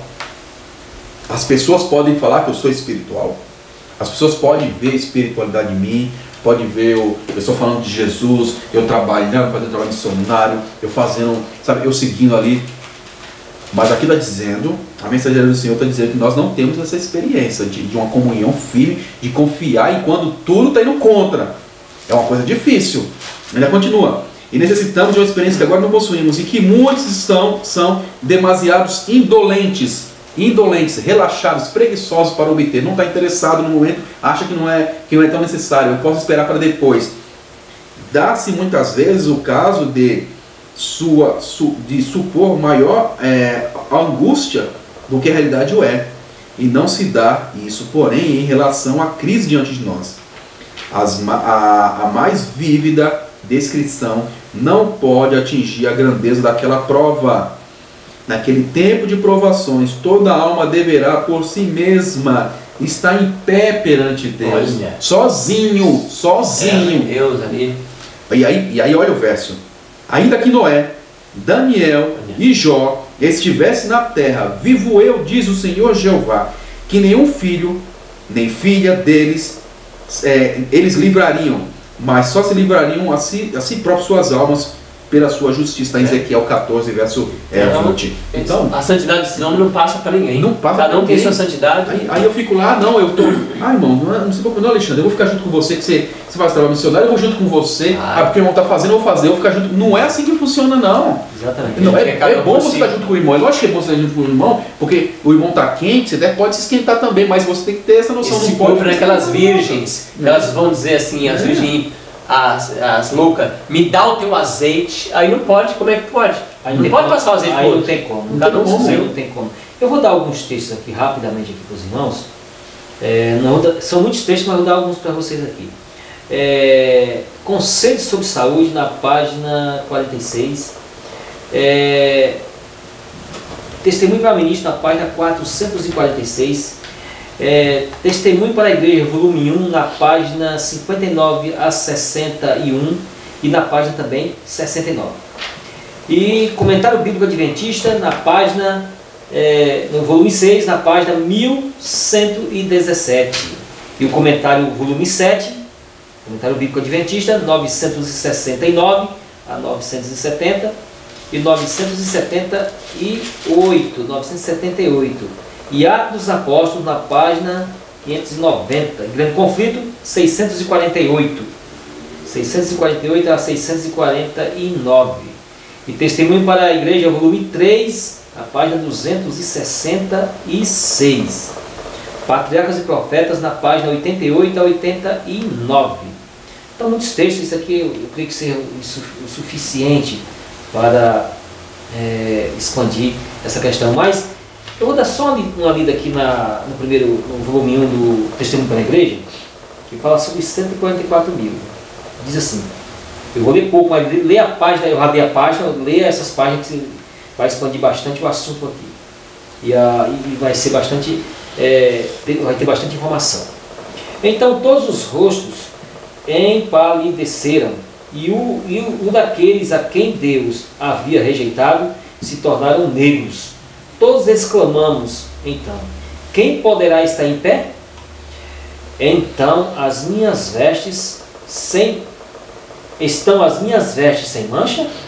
Então os anjos cessaram de cantar, e houve algum tempo de terrível silêncio, quando Jesus falou, aqueles que têm mãos limpas de coração, puros serão capazes de estar em pé, minha graça vos basta.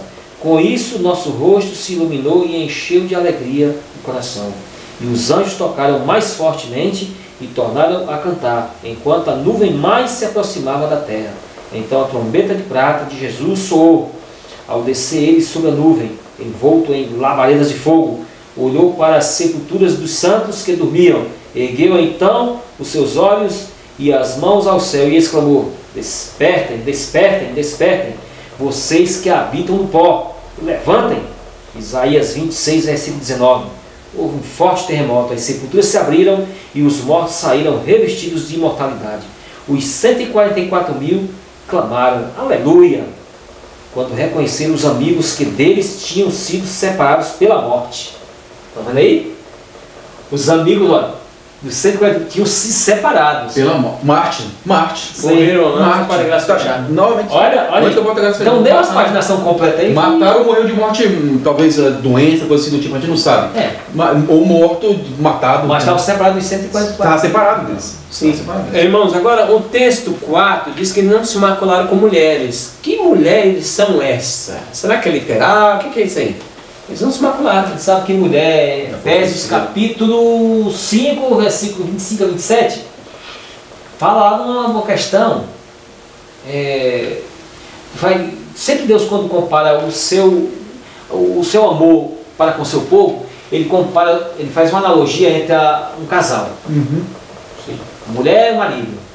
Deus, nós somos a igreja, Deus é o nosso marido. Certo. Né? Então, a Bíblia, muitos textos fala isso, Isaías e outros textos mais fala isso, faz essas comparações. Então, quando fala aqui não se contaminaram com mulheres, está falando que não se contaminaram com a igreja, com as doutrinas dessas igrejas. Que tem Apocalipse 17:5. Exatamente. É Babilônia e suas filhas. Exatamente. Não se contaminaram com a Babilônia. Aí, mas em que contexto não se contaminaram? na reta final, aquele resto remanescente permaneceu firme. Ele falou, não. Porque vai sair o decreto dominical, não comprar nem vender. Não, então, que tem todo um contexto, tem toda, como é que se diz, é uma escatologia, um período que vai formando quando chega esse ponto aí, é que estão unidos lá e estão com a doutrina pura. E a irmã White fala que Babilônia, irmão, por isso que não deve nunca chamar a igreja de 27 de Babilônia, porque ela diz que Babilônia constitui isso aqui, ó. Crê na imortalidade da alma e o domingo. Isso se torna Babilônia. Então, tem irmãos que gostam de pegar outras coisinhas e falar, tá vendo? A igreja de 27 é Babilônia. Não. Imortalidade da alma e domingo. Creu nenhum desses, é Babilônia. Aí é outra coisa. É Babilônia. Então, toda igreja, irmão, que crê ou na imortalidade da alma, ou no domingo, ou nas duas coisas, é Babilônia ou suas filhas. Bem? Então, irmãos, vamos agora... eu vou ler um texto, tá, no Comentário Bíblico Adventista, página 1093, bem curtinho, ó. João viu um cordeiro em pé sobre o monte Sião, e com ele 144.000, tendo na fronte escrito seu nome e o nome de seu pai. Eles portavam o sinete do céu. Na página 1093, Testemunho para a Igreja, não, irmãos. Comentário Bíblico Adventista, volume 7, ó. Refletiam a imagem de Deus, estavam cheios de luz e da glória dos santos. Se queremos ter a imagem, a inscrição de Deus sobre nós, precisamos nos separar de toda iniquidade. Irmão, toda. Será que é errado na tradução? Não. Toda iniquidade. Precisamos abandonar todo, olha, vai vir de novo a palavra, todo o mau caminho. E então colocar nosso caso na mão de Cristo. Enquanto estivermos desenvolvendo nossa salvação, crescendo, ninguém aceita Jesus, já está salvo. Ó. Enquanto estivermos desenvolvendo nossa salvação, com temor e tremor, Deus efetuará em nós, tanto querer como realizar, segundo sua boa vontade. Ela escreveu em 19/3/1889. Interessante, Alexandre, um texto que fala a respeito de abandonar todo o pecado, abandonar a iniquidade, falando dos salvos, né? Tem um texto aqui também na Bíblia, que é o livro de Sofonias. Sofonias capítulo 3, verso 13, fala bem assim, ó. O remanescente de Israel não cometerá iniquidade, não cometerá pecado. Ainda continua. 144.000. Não falará mentiras. Está batendo mesmo, tá batendo. Texto, 144. E não se achará língua enganosa em sua boca. Está aqui. Aí é uma profecia de 144.000. Mas serão alimentados e se deitarão e ninguém os fará medo. Serão protegidos pelo próprio Deus. Vai ser como Daniel, como seus 3 amigos lá em Daniel 3, na fornalha dele. Ninguém vai fazer medo para ele. Pode acender fornalha, pode ser o que quiser, ele vai levantar a imagem, não vão se dobrar. E nós sabemos, Alexandre, que o medo dos 144.000 não é do que as pessoas podem fazer com eles. Não é. Será que a promessa de Deus não vai se cumprir em mim por causa da minha vida? Será que eu estou com um pecado? Será que eu estou com um pecado não confessado? É essa a preocupação. O medo deles é esse. O medo deles não é. Eles não estão duvidando da promessa de Deus. Eles não estão duvidando do poder de Cristo para eles não estão igual Jó, ainda que ele me mate. Eu esperarei nele. Ainda que ele me mate. Exatamente. Não vai ter medo, não está com medo das pessoas, nada. Ele está com medo deles mesmos. Será que eu estou desonrando a Deus? Será que alguma coisa aconteceu que eu estou desonrando a Deus? Porque ele sabe o que o homem entregue a si mesmo é capaz de fazer. Porque eles já viveram, aquela vida miserável deles, né? Exato. Então, não é fácil. Essa questão aí, você lê esse texto aí, por Deus não na reta final e tal, uma questão escatológica do poder de Deus na vida das pessoas, do selamento e tal, não vai cometer iniquidade, não é isso? Então hoje nós sabemos que lá os 144.000 na boca deles engana. E hoje em dia essas pessoas que ficam com invencionismo, os teólogos, eles ficam dizendo, pecado não é só transgressão da lei de Deus. Aí vai falar iniquidade, aí vai falar isso e aquilo outro. Mas não tem, se eles usam, mesmo eles usando Deus já sabendo de antemão que eles iam usar isso, Deus sabe todas as coisas, sabendo que ele já ia usar esses argumentos, aí já põe na sua palavra. Em 2 Tessalonicenses, capítulo 2, versículo 12, versículo 10 em diante, assim. E com todo o engano da injustiça, para que os perecem, porque não receberam o amor da verdade para se salvarem. E por isso Deus lhe enviará a operação do erro, para que creiam a mentira, para que sejam julgados todos os que não creram a verdade, antes tiveram prazer na iniquidade. Pronto, é pecado do mesmo jeito.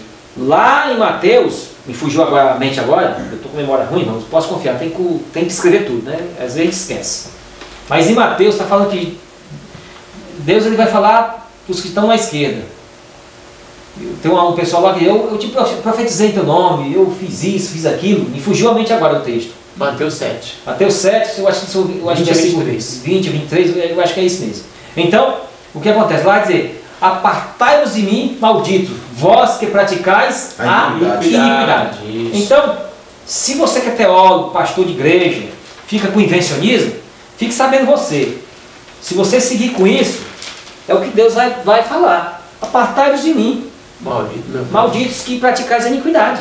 Então, acabe por gentileza, o irmão, o líder de igreja, doutor, teólogo, acabe com esse invencionismo. Vamos ficar com a Bíblia, com o Espírito de si, o que diz assim, sem ficar com a argumentação que não tem nada a ver com a palavra de Deus. Vamos agora, quinta-feira, irmãos, Apocalipse 14, verso 5, Ricardo lê. O irmão Evilânio, lê 2 Pedro 3,14 e eu vou ler Judas 24, 25.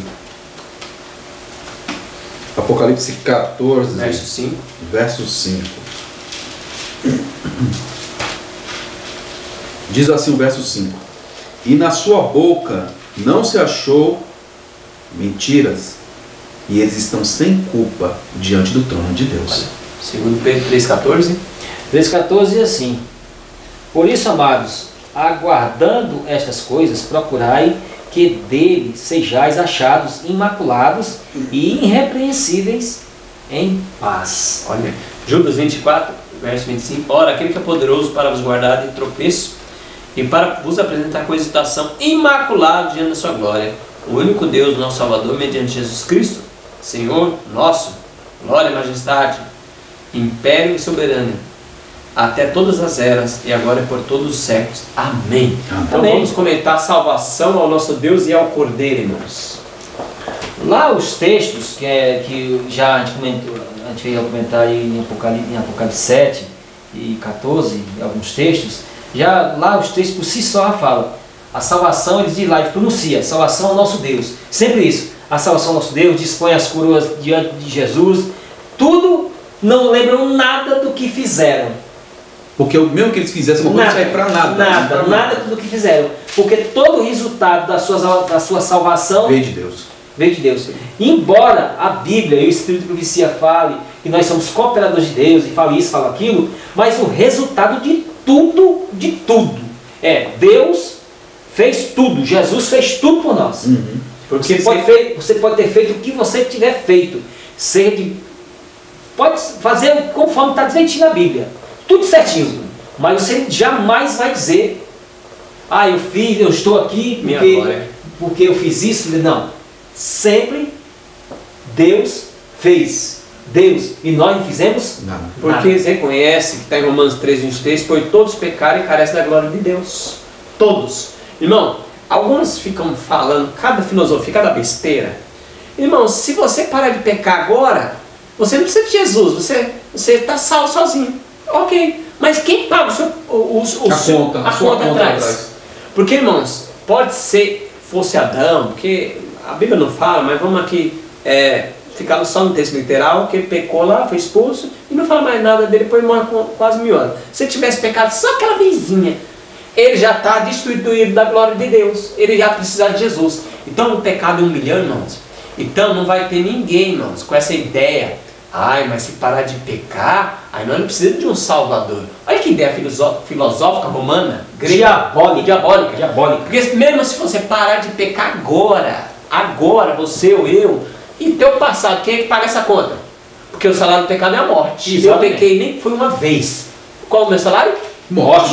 Uma vez. Morte. O que nós merecemos então, é a morte eterna. Isso, então eu não posso pagar o meu passado. Então se eu parar agora, pelo mérito de Cristo Jesus, o meu passado e os 144 mil que vão estar sem mácula, eles vão estar como? Senhor, será que tem algum mal em mim? Nunca vão bater a mão no peito e falar: eu venci. Jamais. Olha, irmão Ricardo, estou sem pecado, né?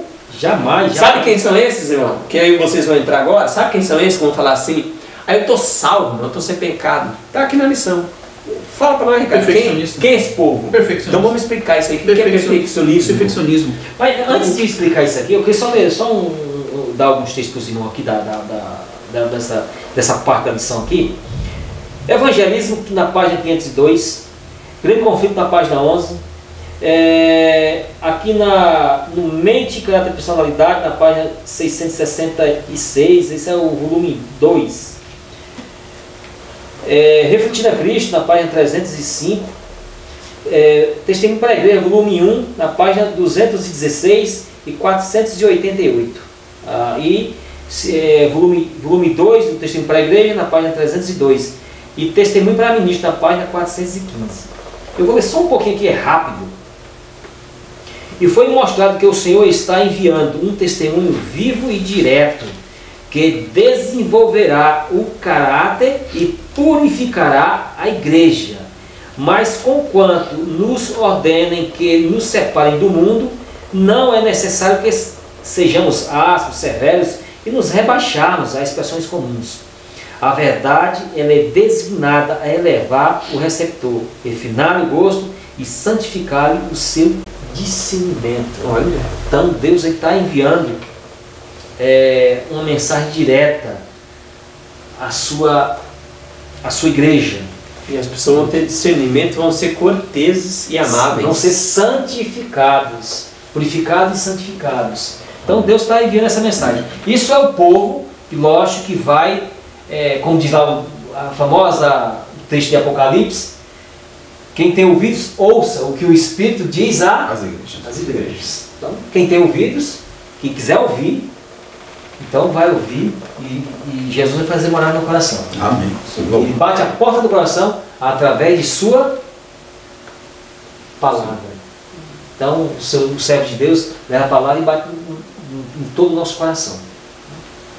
Amém. Então vamos comentar esse perfeccionismo, que hoje está uma moda, irmão. O irmão quer viver saúde, perfeccionismo. Mas o que é esse perfeccionista? Olha só, irmãos, aqui no livro Primeiros Escritos é mencionado, por incrível que pareça, eu nunca imaginei, particularmente, irmãos, nunca imaginei que o espírito de profecia mencionaria essa palavra, perfeccionismo. Mas aqui encontrei, Primeiros Escritos, na página 101.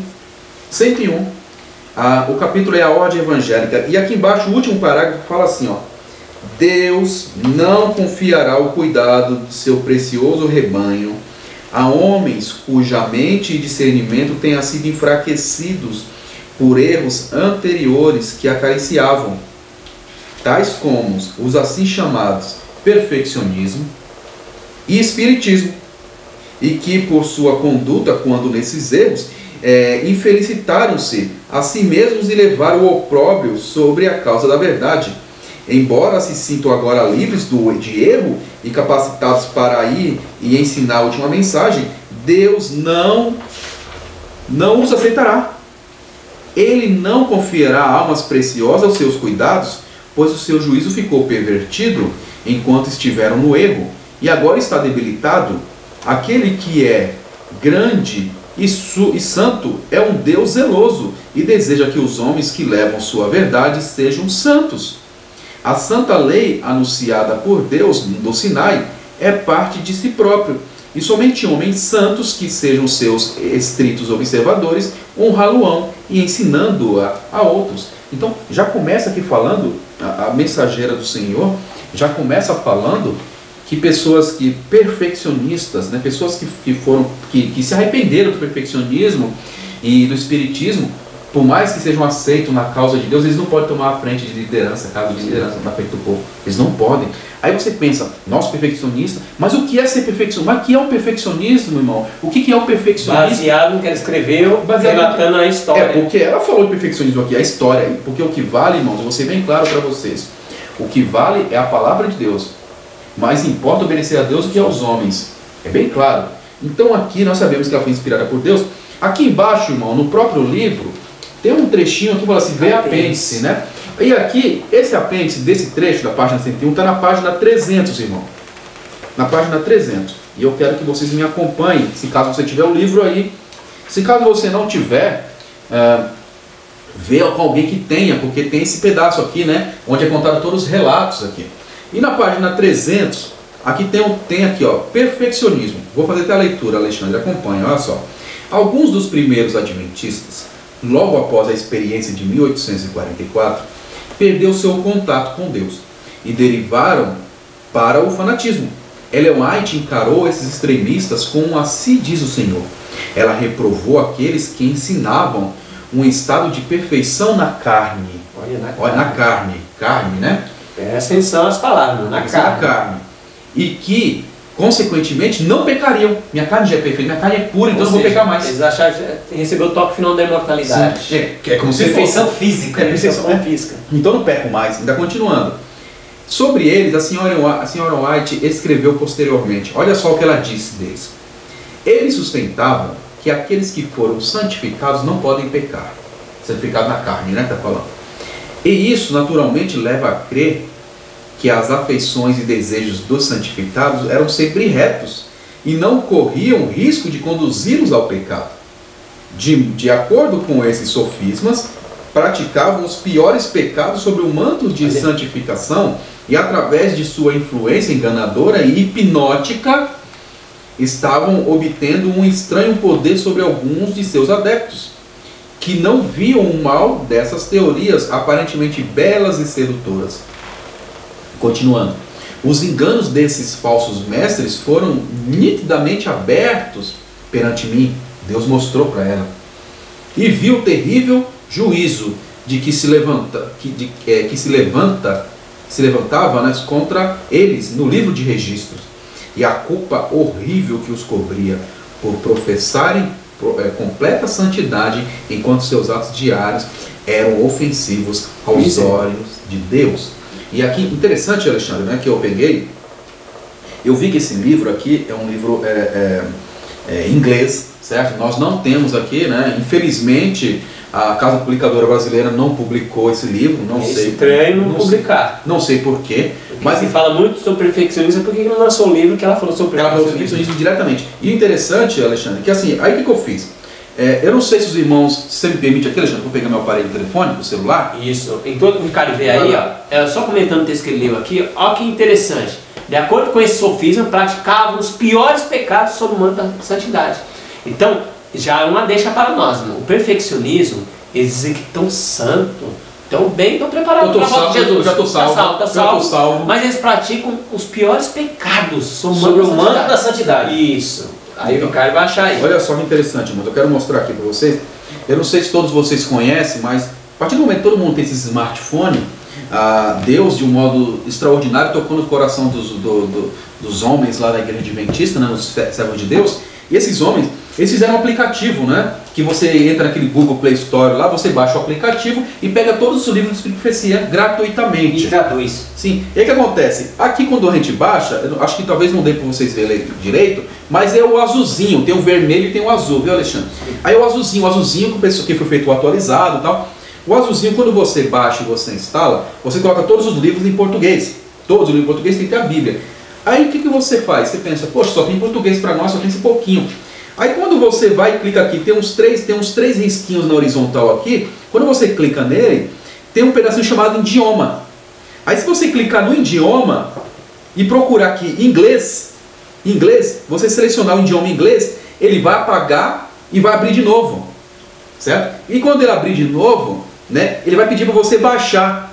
Sabe quantos escritos, quantos livros, folhetos, tudo dela? Aqui tem 9.793, 9.793, 96, perdão, 9.796 entre livros, periódicos, cartas, materiais em termos gerais. Todo o material dela. E aí o que eu fiz? Eu procurei esse livro. É um dos livros que ela escreveu. E aí no livro, irmão, eu peguei assim, é claro que nós não somos especialistas em inglês. O que eu fiz? Eu peguei de um modo bem assim, simples, peguei ali, selecionei essa página e joguei no Google, no tradutor do Google, né? E aqui tá, olha só, traduzido aqui, foi bem interessante porque o Google, né, ele traduz de um modo bem próximo do fiel ali, né? A única coisa que a gente pode ajustar, talvez é alguma palavra ou algum verbo, coisa assim, nossa. Mas aqui, olha só, o título fala assim, a teoria do não posso pecar. Já começa falando isso. Eu quero ler, olha só o que diz. Ó. Durante a oração familiar, naquele dia, o Espírito do Senhor repousou sobre mim. E me foi mostradas muitas coisas em visão. Veja, Deus revelou para ela. Esses homens foram apresentados a mim como fazendo um grande dano à causa de Deus. Enquanto professavam santificação, eles estavam transgredindo a lei sagrada.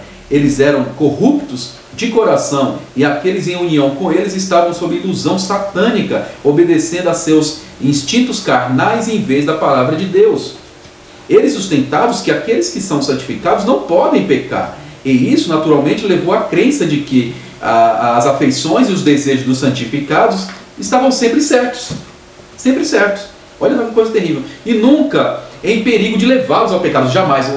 Todas as minhas obras, todo meu pensamento, todas as minhas obras na carne, não vai alterar minha salvação. Não é? É o que estava dizendo, eles estavam salvos. Não é?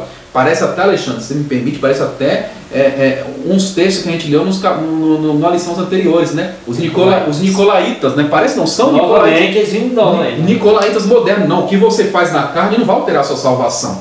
Não é? Porque já está santificado. E aí continua, olha só, em harmonia com esses sofismas, eles estavam praticando os piores pecados sob a vestimenta de santificação. E através de sua influência enganosa e mesmérica, tipo fosse a hipnose das pessoas, eles estavam ganhando um poder estranho sobre alguns de seus associados, que não viu o mal dessas teorias aparentemente belas e sedutoras. E aí continua, terrível era o poder deles sobre o povo, pois enquanto prendiam a sua atenção e conquistavam sua confiança através de influências mesméricas, hipnóticas, eles levavam os inocentes a acreditar que essa influência era do Espírito de Deus. Olha só, é de Deus, é o Espírito Santo, está recebendo o poder do Espírito Santo. Portanto, aqueles que seguiram seus ensinamentos foram enganados na crença de que eles e seus associados, que afirmavam ser totalmente santificados, podiam satisfazer todos os desejos de seus corações sem pecado. Olha só que coisa. Podia fazer seus desejos de coração.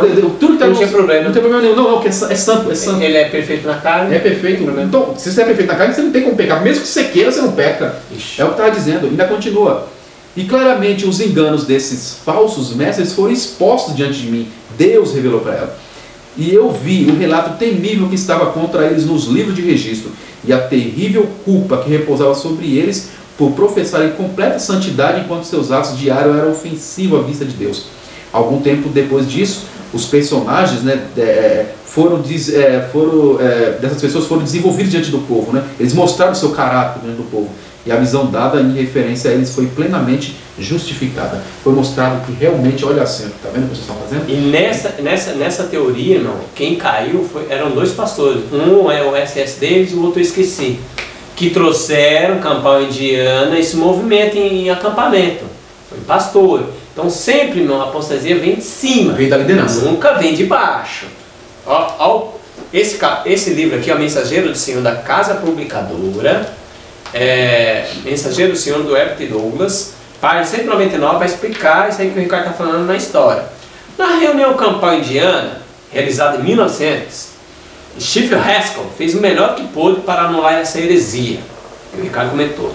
Se estendia por toda a associação está envolvida nisso. É uma novidade, né? Em uma carta, Ellen White, que na época ainda se achava na Austrália, ele informou, o pastor Steve Haskell, que é um pastor fiel, quando declarávamos que Cristo nasceu em humanidade caída, esse pessoal do perfeccionismo, o que eles diziam? Eles imaginavam que críamos que Cristo pecou. Apesar de havermos declarado nossa posição de maneira tão clara que parecia não haver quem pudesse interpretá-la, irmão. Não parece hoje, irmão? Quando alguém diz que Jesus veio com a natureza caída, as pessoas dizem assim, nossa, você está dizendo que Jesus pecou. Olha, a mesma coisa, é o perfeccionismo. Ó, aí diz aqui, ó, o argumento teológico deles, os perfeccionistas, sobre esse aspecto específico parece ser esse. Crer que Cristo tomou a natureza de Adão antes da queda. Olha o perfeccionismo aqui, irmão. Crer que Cristo revestiu na natureza de Adão antes da queda. Revestiu assim da humanidade conforme ela no jardim do Éden. Ó, presta atenção, por isso que eles criam nessa ideia de carne santa. Ó, porque eles criam que Jesus aqui, ó. Crê que Cristo tomou a natureza de Adão antes da queda, revestiu-se assim da humanidade conforme era no jardim do Éden, e portanto a humanidade era santa. E essa era a humanidade que Cristo possuía antes da queda. E agora, dizem eles, chegou para nós o tempo determinado de tornarmos santo naquele sentido. E depois temos fé para a transladação e nunca mais morramos. O perfeccionismo na carne. Olha que ele explica aqui, ó. Olha o que se cria. O perfeccionismo é entendido como carne santa, no sentido de não ser capaz de pecar, porque nenhuma tentação surgia dentro deles. Ou seja, não tinha tentação, a carne era santa, então eles não pecavam. O perfeccionismo, crer que Jesus nasceu com a carne não pecaminosa. 4. No entanto, na concepção, o Espírito Santo isolou Jesus da lei da hereditariedade. Então o perfeccionismo crê que Jesus não teve hereditariedade. Não herdou nada da sua mãe. Olha, isso é o perfeccionismo. Só para emendar aqui, ó, eventos finais, irmão, ela comentando de novo, perfeccionismo que é entendido como carne santa. E ela falando que nos últimos dias ia ter. Então, vai se repetir. Isso. Então você entenda, irmão, o que é o perfeccionismo. Cuidado que estão mudando a ideia para Satanás nos enganar, mas não pode nos enganar. As coisas descritas com o correndo indiano em 1900, perfeccionismo, que o Ricardo também leu, o Senhor me mostrou que tornaria a realidade imediata antes do fim do tempo da graça. Tudo acontece ser estranho. Haverá gritos com tambores, música com bateria. Música, dança, já viu isso na igreja, irmão, ou em algum lugar os irmãos? Isso é o perfeccionismo. Os sentidos seres racionais ficaram tão confundidos que não poderão confiar nele para tomar uma decisão reta. Então as pessoas vão ficar hipnotizadas, como você leu, com as músicas, que a pessoa que falar vai enganar eles. Só terminando aqui. Baixa guarda, né? Baixa guarda. O barulho é atordoante. Irmão, quem já foi de baile sabe o que é isso. Fica toda atordoada. Música alta. Fere o sentido e perverte aquilo que ser desviado. Aquilo que devidamente dirigido seria uma bênção, que é a música, né? As forças dos agentes satânicos misturado com um estadalhaço, barulho, para provocar um carnaval, isso é chamado de ação do Espírito Santo. Essas coisas que aconteceram no passado também acontecerão no futuro. Satanás fará da música uma armadilha, devido à maneira pela qual é executada. Não demos lugar a essas práticas estranhas que realmente afastam a mente das profundas atuações do Espírito Santo. A obra de Deus sempre se caracteriza por calma e dignidade. Então, você viu o que é o perfeccionismo? Vamos lá então. Faz resumão aí. Vamos resumir isso aqui. Lá que as palavras foram encaixadas, foram lidas sobre o perfeccionismo. Então, o perfeccionismo, ele é revelado através do Espírito que se conforme foi dito aí, lá naquele movimento da carne santa. Sim. Lá no movimento da carne santa. E quem é que está envolvido lá, conforme os textos? Tinha uma associação de pastores lá. Líderes. E eles não valorizavam o nosso inário. Lá até os textos eles valorizavam o inário lá, mas tem uns hinos lá do exército da salvação. Isso. Então, outros hinos que não fossem o nosso inário. Hoje em dia o que acontece? É escrito que está perfeitamente. Eles inventam um invencionismo de um tal dos louvores, que ali é mais um terror do que louvor. É terrível. Então embriaga as pessoas, os adventistas ficam tudo embriagados com aquela música, com bateria, eles perdem o discernimento, o bom senso, a lógica e a razão. Então, esses perfeccionistas de hoje que estão na igreja, eles fazem um grande dano à igreja, porque eles fazem com que o diabo engane muitas pessoas. Então, com essa teoria aí, e essa tal de música com bateria, tambor, aí menciona tambor, né? Em vez de usar aquela música que se eleva. Música sacra, não música sacra, que eleva, música pra eleva Deus. eleva a pessoa os sentidos, a pessoa ao céu, e a música, a razão, a pensar em Deus, em Jesus. Música que leva a pessoa a racionalizar. Não é para poder se sentir, ai que lindo, ai que emoção. Esse tipo de coisa. O frenesi, aquele frenesi parece que está anestesiado. Porque lá os textos, aí que você, eu não sei se você leu aquela parte que fala que eles caíram lá, parecia que estava um trânsito, um frenesi tão grande que estava como se estivesse anestesiado, uma verdadeira loucura. A música causa isso aí. É verdade. Então, lembra da estátua? Nabucodonosor levantou por 3 vezes, irmão. Eles falam toda sorte de música. Pra que eles iam tocar toda sorte de música? Tudo é para se prostrar só depois que tocasse. Isso, vai hipnotizar o povo. Só depois de tocar essa música. Hipnotiza o povo. Com música, toda sorte de música, bateria também. Exatamente. Aquela bagunça. E aí você vê, né, irmão, que nem eu li um relato. Ela mesmo falou, as pessoas que estavam ali pareciam que estavam hipnotizadas pelo modo que aqueles líderes faziam, né? E o nome do livro, irmão, dela, traduzido, sai como esboços, né? Esboços da vida de Ellen White, ou relatos, né? Relatos da vida de Ellen White, vem assim. Então, eu falei a tradução assim, do modo seco, né? Porque se dependesse, se a gente trazer para a casa publicadora resolver publicar, eles vão colocar um nome um pouco diferente, a gente sabe disso. Mas assim, na tradução literal assim, esboços, né? Esboços ou relatos da vida, né? De Ellen White. Então assim, ela está contando alguns testemunhos ali, ou então testemunhos da vida dela. Exatamente. Né? Testemunhos, né, da vida dela. Acho que é mais correto falar testemunhos da vida dela. Exatamente. Então, e ali conta, né?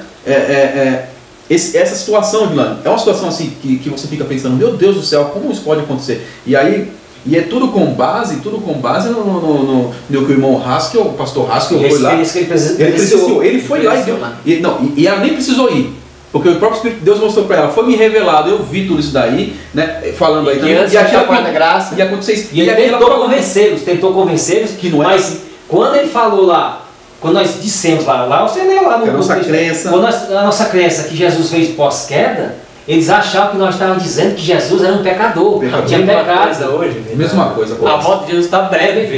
Então geralmente, hoje em dia, alguns pastores, muitos irmãos, falam que os perfeccionistas é ao contrário. Isso, vira o jogo. Exatamente, já faz isso, né? Então, mas na realidade, os perfeccionistas são eles que crê dessa forma. Quem crê que Jesus veio com uma dança daquela é perfeccionista. É perfeccionista. Quem gosta de música com bateria e dança é perfeccionista. E outro texto, depois você vai ler isso aí, cara, só pra... Olha o que o perfeccionismo faz também, ó. Tá até na lição, mano, rodapé aqui, ó. Precisamos ser refinados, purificados de toda mundanidade, até que refletimos a imagem do nosso Salvador. E nós terminamos participando da natureza divina. Quando terminar o conflito da vida, quando a armadura for deposta aos pés de Jesus, quando forem glorificados os santos de Deus, então só então será seguro afirmar, a palavra-chave, irmão, dizer, afirmar, sair da nossa boca, que estamos salvos e sem pecado. Não tem coisa errada. Então, irmão, quem diz, o perfeccionismo salvo, diz também assim, ó, eu estou salvo. Eu estou salvo. Vem aqueles irmãos na igreja, quem está salvo, levanta a mão. Quem afirma isso é perfeccionista. Aqui está o texto tá dizendo, irmão, lê. Irmão, o texto básico do 1 João 1,8. Aquele que disser que não tem pecado. Então, irmão, nós... Perfeccionista. Não, ele é presunçoso. Perfeccionista. Então nós temos que pegar as palavras-chave, vamos pegar o texto, ler rápido. Aquele que disser. Então 144.000 a gente já estudou. O que eles vão dizer que estão sem pecado? Não. Eles vão estar sem pecado. Eles vão dizer, não vai. Eles vão dizer assim, será que tem algum pecado em mim? Será que... Mas não está sem. Me faça lembrar assim. Não está sem. Conforme o texto. Mas eles vão estar desconfiados. Eles vão estar desconfiados mesmo. Agora os outros presunçosos vão estar batendo no peito. Nós estamos salvos.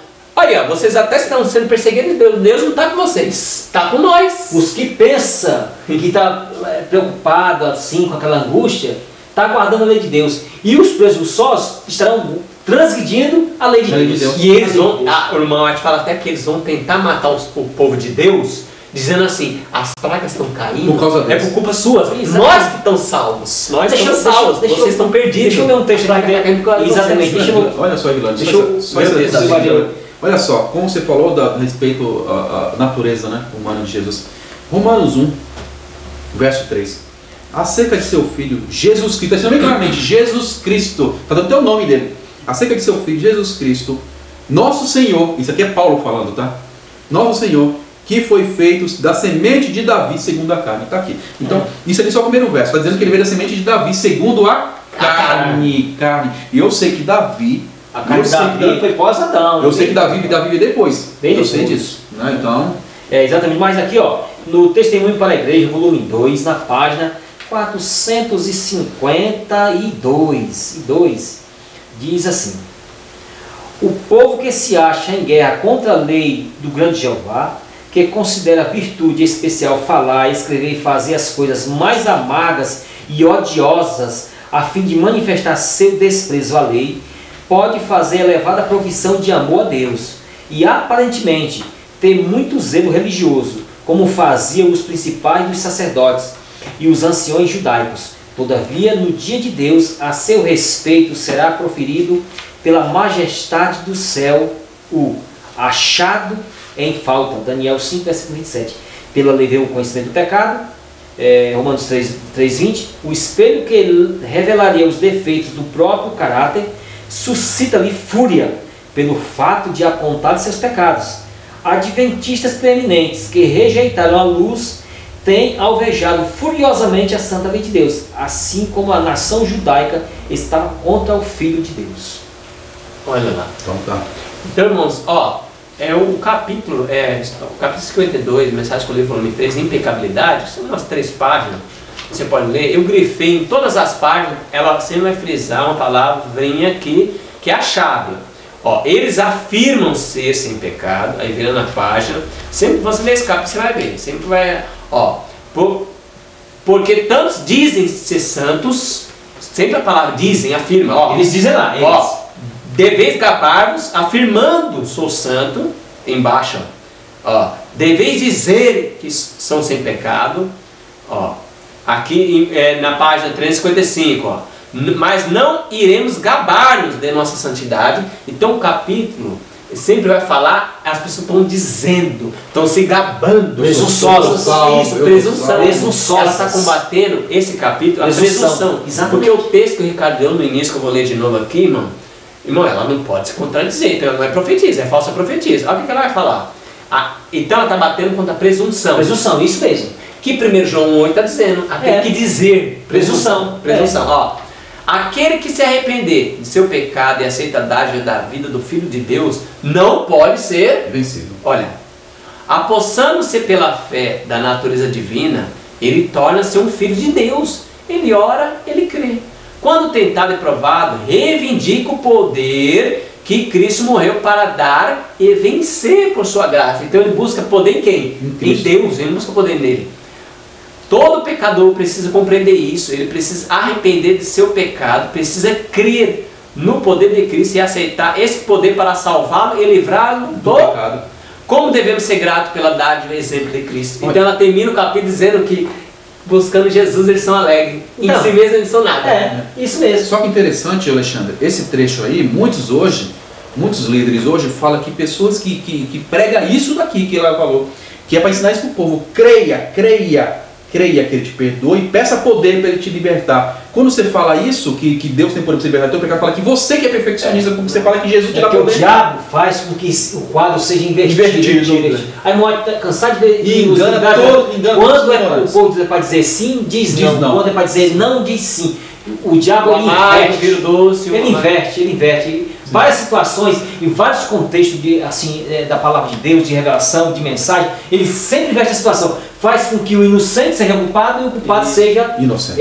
E você pode fazer uma pesquisa assim, entre as igrejas, os irmãos. Você pode ver que todos os irmãos que são relaxados na fé, você pergunta, você está salvo? Tá. Eu estou salvo. Eu acho que eu estou. E todos os irmãos que crescem mais, estudam mais, buscam mais a Deus em oração, poder, você vai dizer para eles, você está salvo? Ela vai dizer, irmão, olha, eu estou salvo, eu tenho esperança que Jesus me leve, Jesus me salve. É sempre desconfiando de si. Porque a palavra de Deus indica isso. A palavra de Deus indica uma coisa. Como é que você vai se gabar? Não. Em outros textos, mensagem que eu li no volume, ela vai dizer assim, os irmãos que conhecem o Senhor, você pode procurar, diz assim, ó, nós vamos dizer essa palavra, que eu estou salvo somente quando entrar nos portões da cidade celestial. Aí ela diz assim, agora nós podemos dizer, estou salvo. Aí você pode bater no peito, você está sem pecado, você está lá no céu. Mas mesmo assim, sabe o que eles vão falar? Eu estou livre, Senhor, mas foi por tua causa. O motivo da salva ele vai dizer, eu estou salvo. Mas foi por tua causa, humildade, tua obra, o teu trabalho, o teu sacrifício.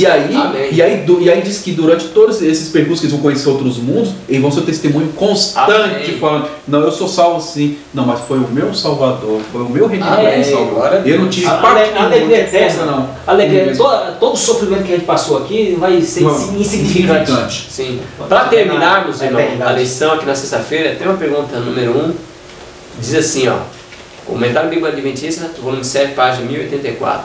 Procuremos com todo o poder que Deus nos tem dado estar entre os 144 mil. Como praticar essas palavras? Então procurar estar entre os 144 mil, almejar querer estar. Agora você vê, qual é o comportamento dos 144 mil? A gente já estudou aqui, a gente já viu qual era o comportamento dele, quais eram os traços de caráter dele, qual era o modo dele agir. É digno de copiar? o comportamento dessas pessoas? Não tem mentira na boca. Não são mentirosos, entendeu? Não gostam de falsidade, não gostam são pessoas estudiosas, não são enganadas. E não são levados por falsas doutrinas. Então, eles não se contaminaram com as Babilônias, com as suas falsas doutrinas. E para não ser Tudo aquilo contaminado, foi eles pregado, faziam eles foram berianos, né? Então, sim. Então o que acontece? Para não ser contaminado, o que eles faziam? Eles estudavam Bíblia, Espírito e Profecia. Eles estudavam, entendeu? Eles não acreditavam nos homens. É lógico, eles ouviam respeitosamente. Respeitaram, educados. Não, mas não está batendo, não vou aceitar isso. Então é assim que o 144 mil vivia, que viveram, que vão viver ali, né? Que a gente sabe que eles não encerrou, vai se iniciar,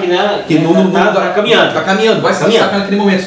Então nós temos que almejar ter esse comportamento, ter esses traços de caráter, porque é o traço de caráter que vem dos céus, porque está dizendo bem claramente que esses homens e mulheres vão refletir plenamente o caráter de Deus. E aqui está falando, se a gente é para procurar com todo o poder, está entre 144 mil, então a gente tem que procurar com todo o poder o quê? Viver em santificação. E viver o que eles estão vivendo. Os 144 mil tem o nome do Pai. Sim. Eles têm o nome do Pai. Quer dizer, na testa, por que na testa? Porque ali a fonte, é a razão intelecto. Então, como a gente já falou que o selo de Deus é a consolidação da verdade. Da verdade. E a verdade aonde? Aqui na mente e na vida cotidiana. Então isso é o selo de Deus. E esse selo é equivalente ao seu caráter, que está no coração da sua lei. Amém. Irmãos, que Deus abençoe você, que Deus abençoe a nós. Essa lição foi especial, por isso que a gente deixou um tempo assim maior, mas que você possa orar por nós, você possa compartilhar essa mensagem. Compartilhe, irmão, para que todos os irmãos possam chegar ao conhecimento da fé e juntos nós estamos unidos, amém? Amém. Vamos orar ao nosso Deus? Vamos.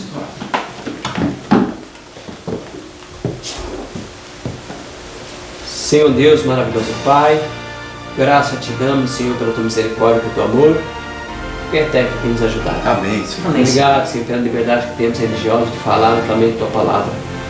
Obrigado pelo Espírito Santo que nos dá entendimento, Deus. E ajuda-nos, Senhor, a buscar diligentemente, se for a tua vontade, participar de 144 mil. Por favor, Senhor. Nós aqui, os irmãos que estão nos assistindo, nos ajuda a se santificar, mas nunca ser presunçosos, Deus. Sermos humildes. Temos humildade dia a dia, buscamos o Senhor e cada dia chegando mais perto do Senhor. E pensando que está mais distante, Deus. Nunca vamos nos gabar que estamos santos, sem pecado. Então só o nosso coração, se está isso nos nossos lábios, nas nossas mentes, Senhor, tire em nome de Jesus. Por favor. Amém. Abençoe todo o teu povo, Deus, na face da terra. Una-nos nessa plataforma da verdade. Os 144 mil quadrados perfeitos. E pedimos, Senhor, não no que jamais em nós, mas em Cristo Jesus, que reina para sempre. Amém. Amém. Seu nome seja louvado, Senhor.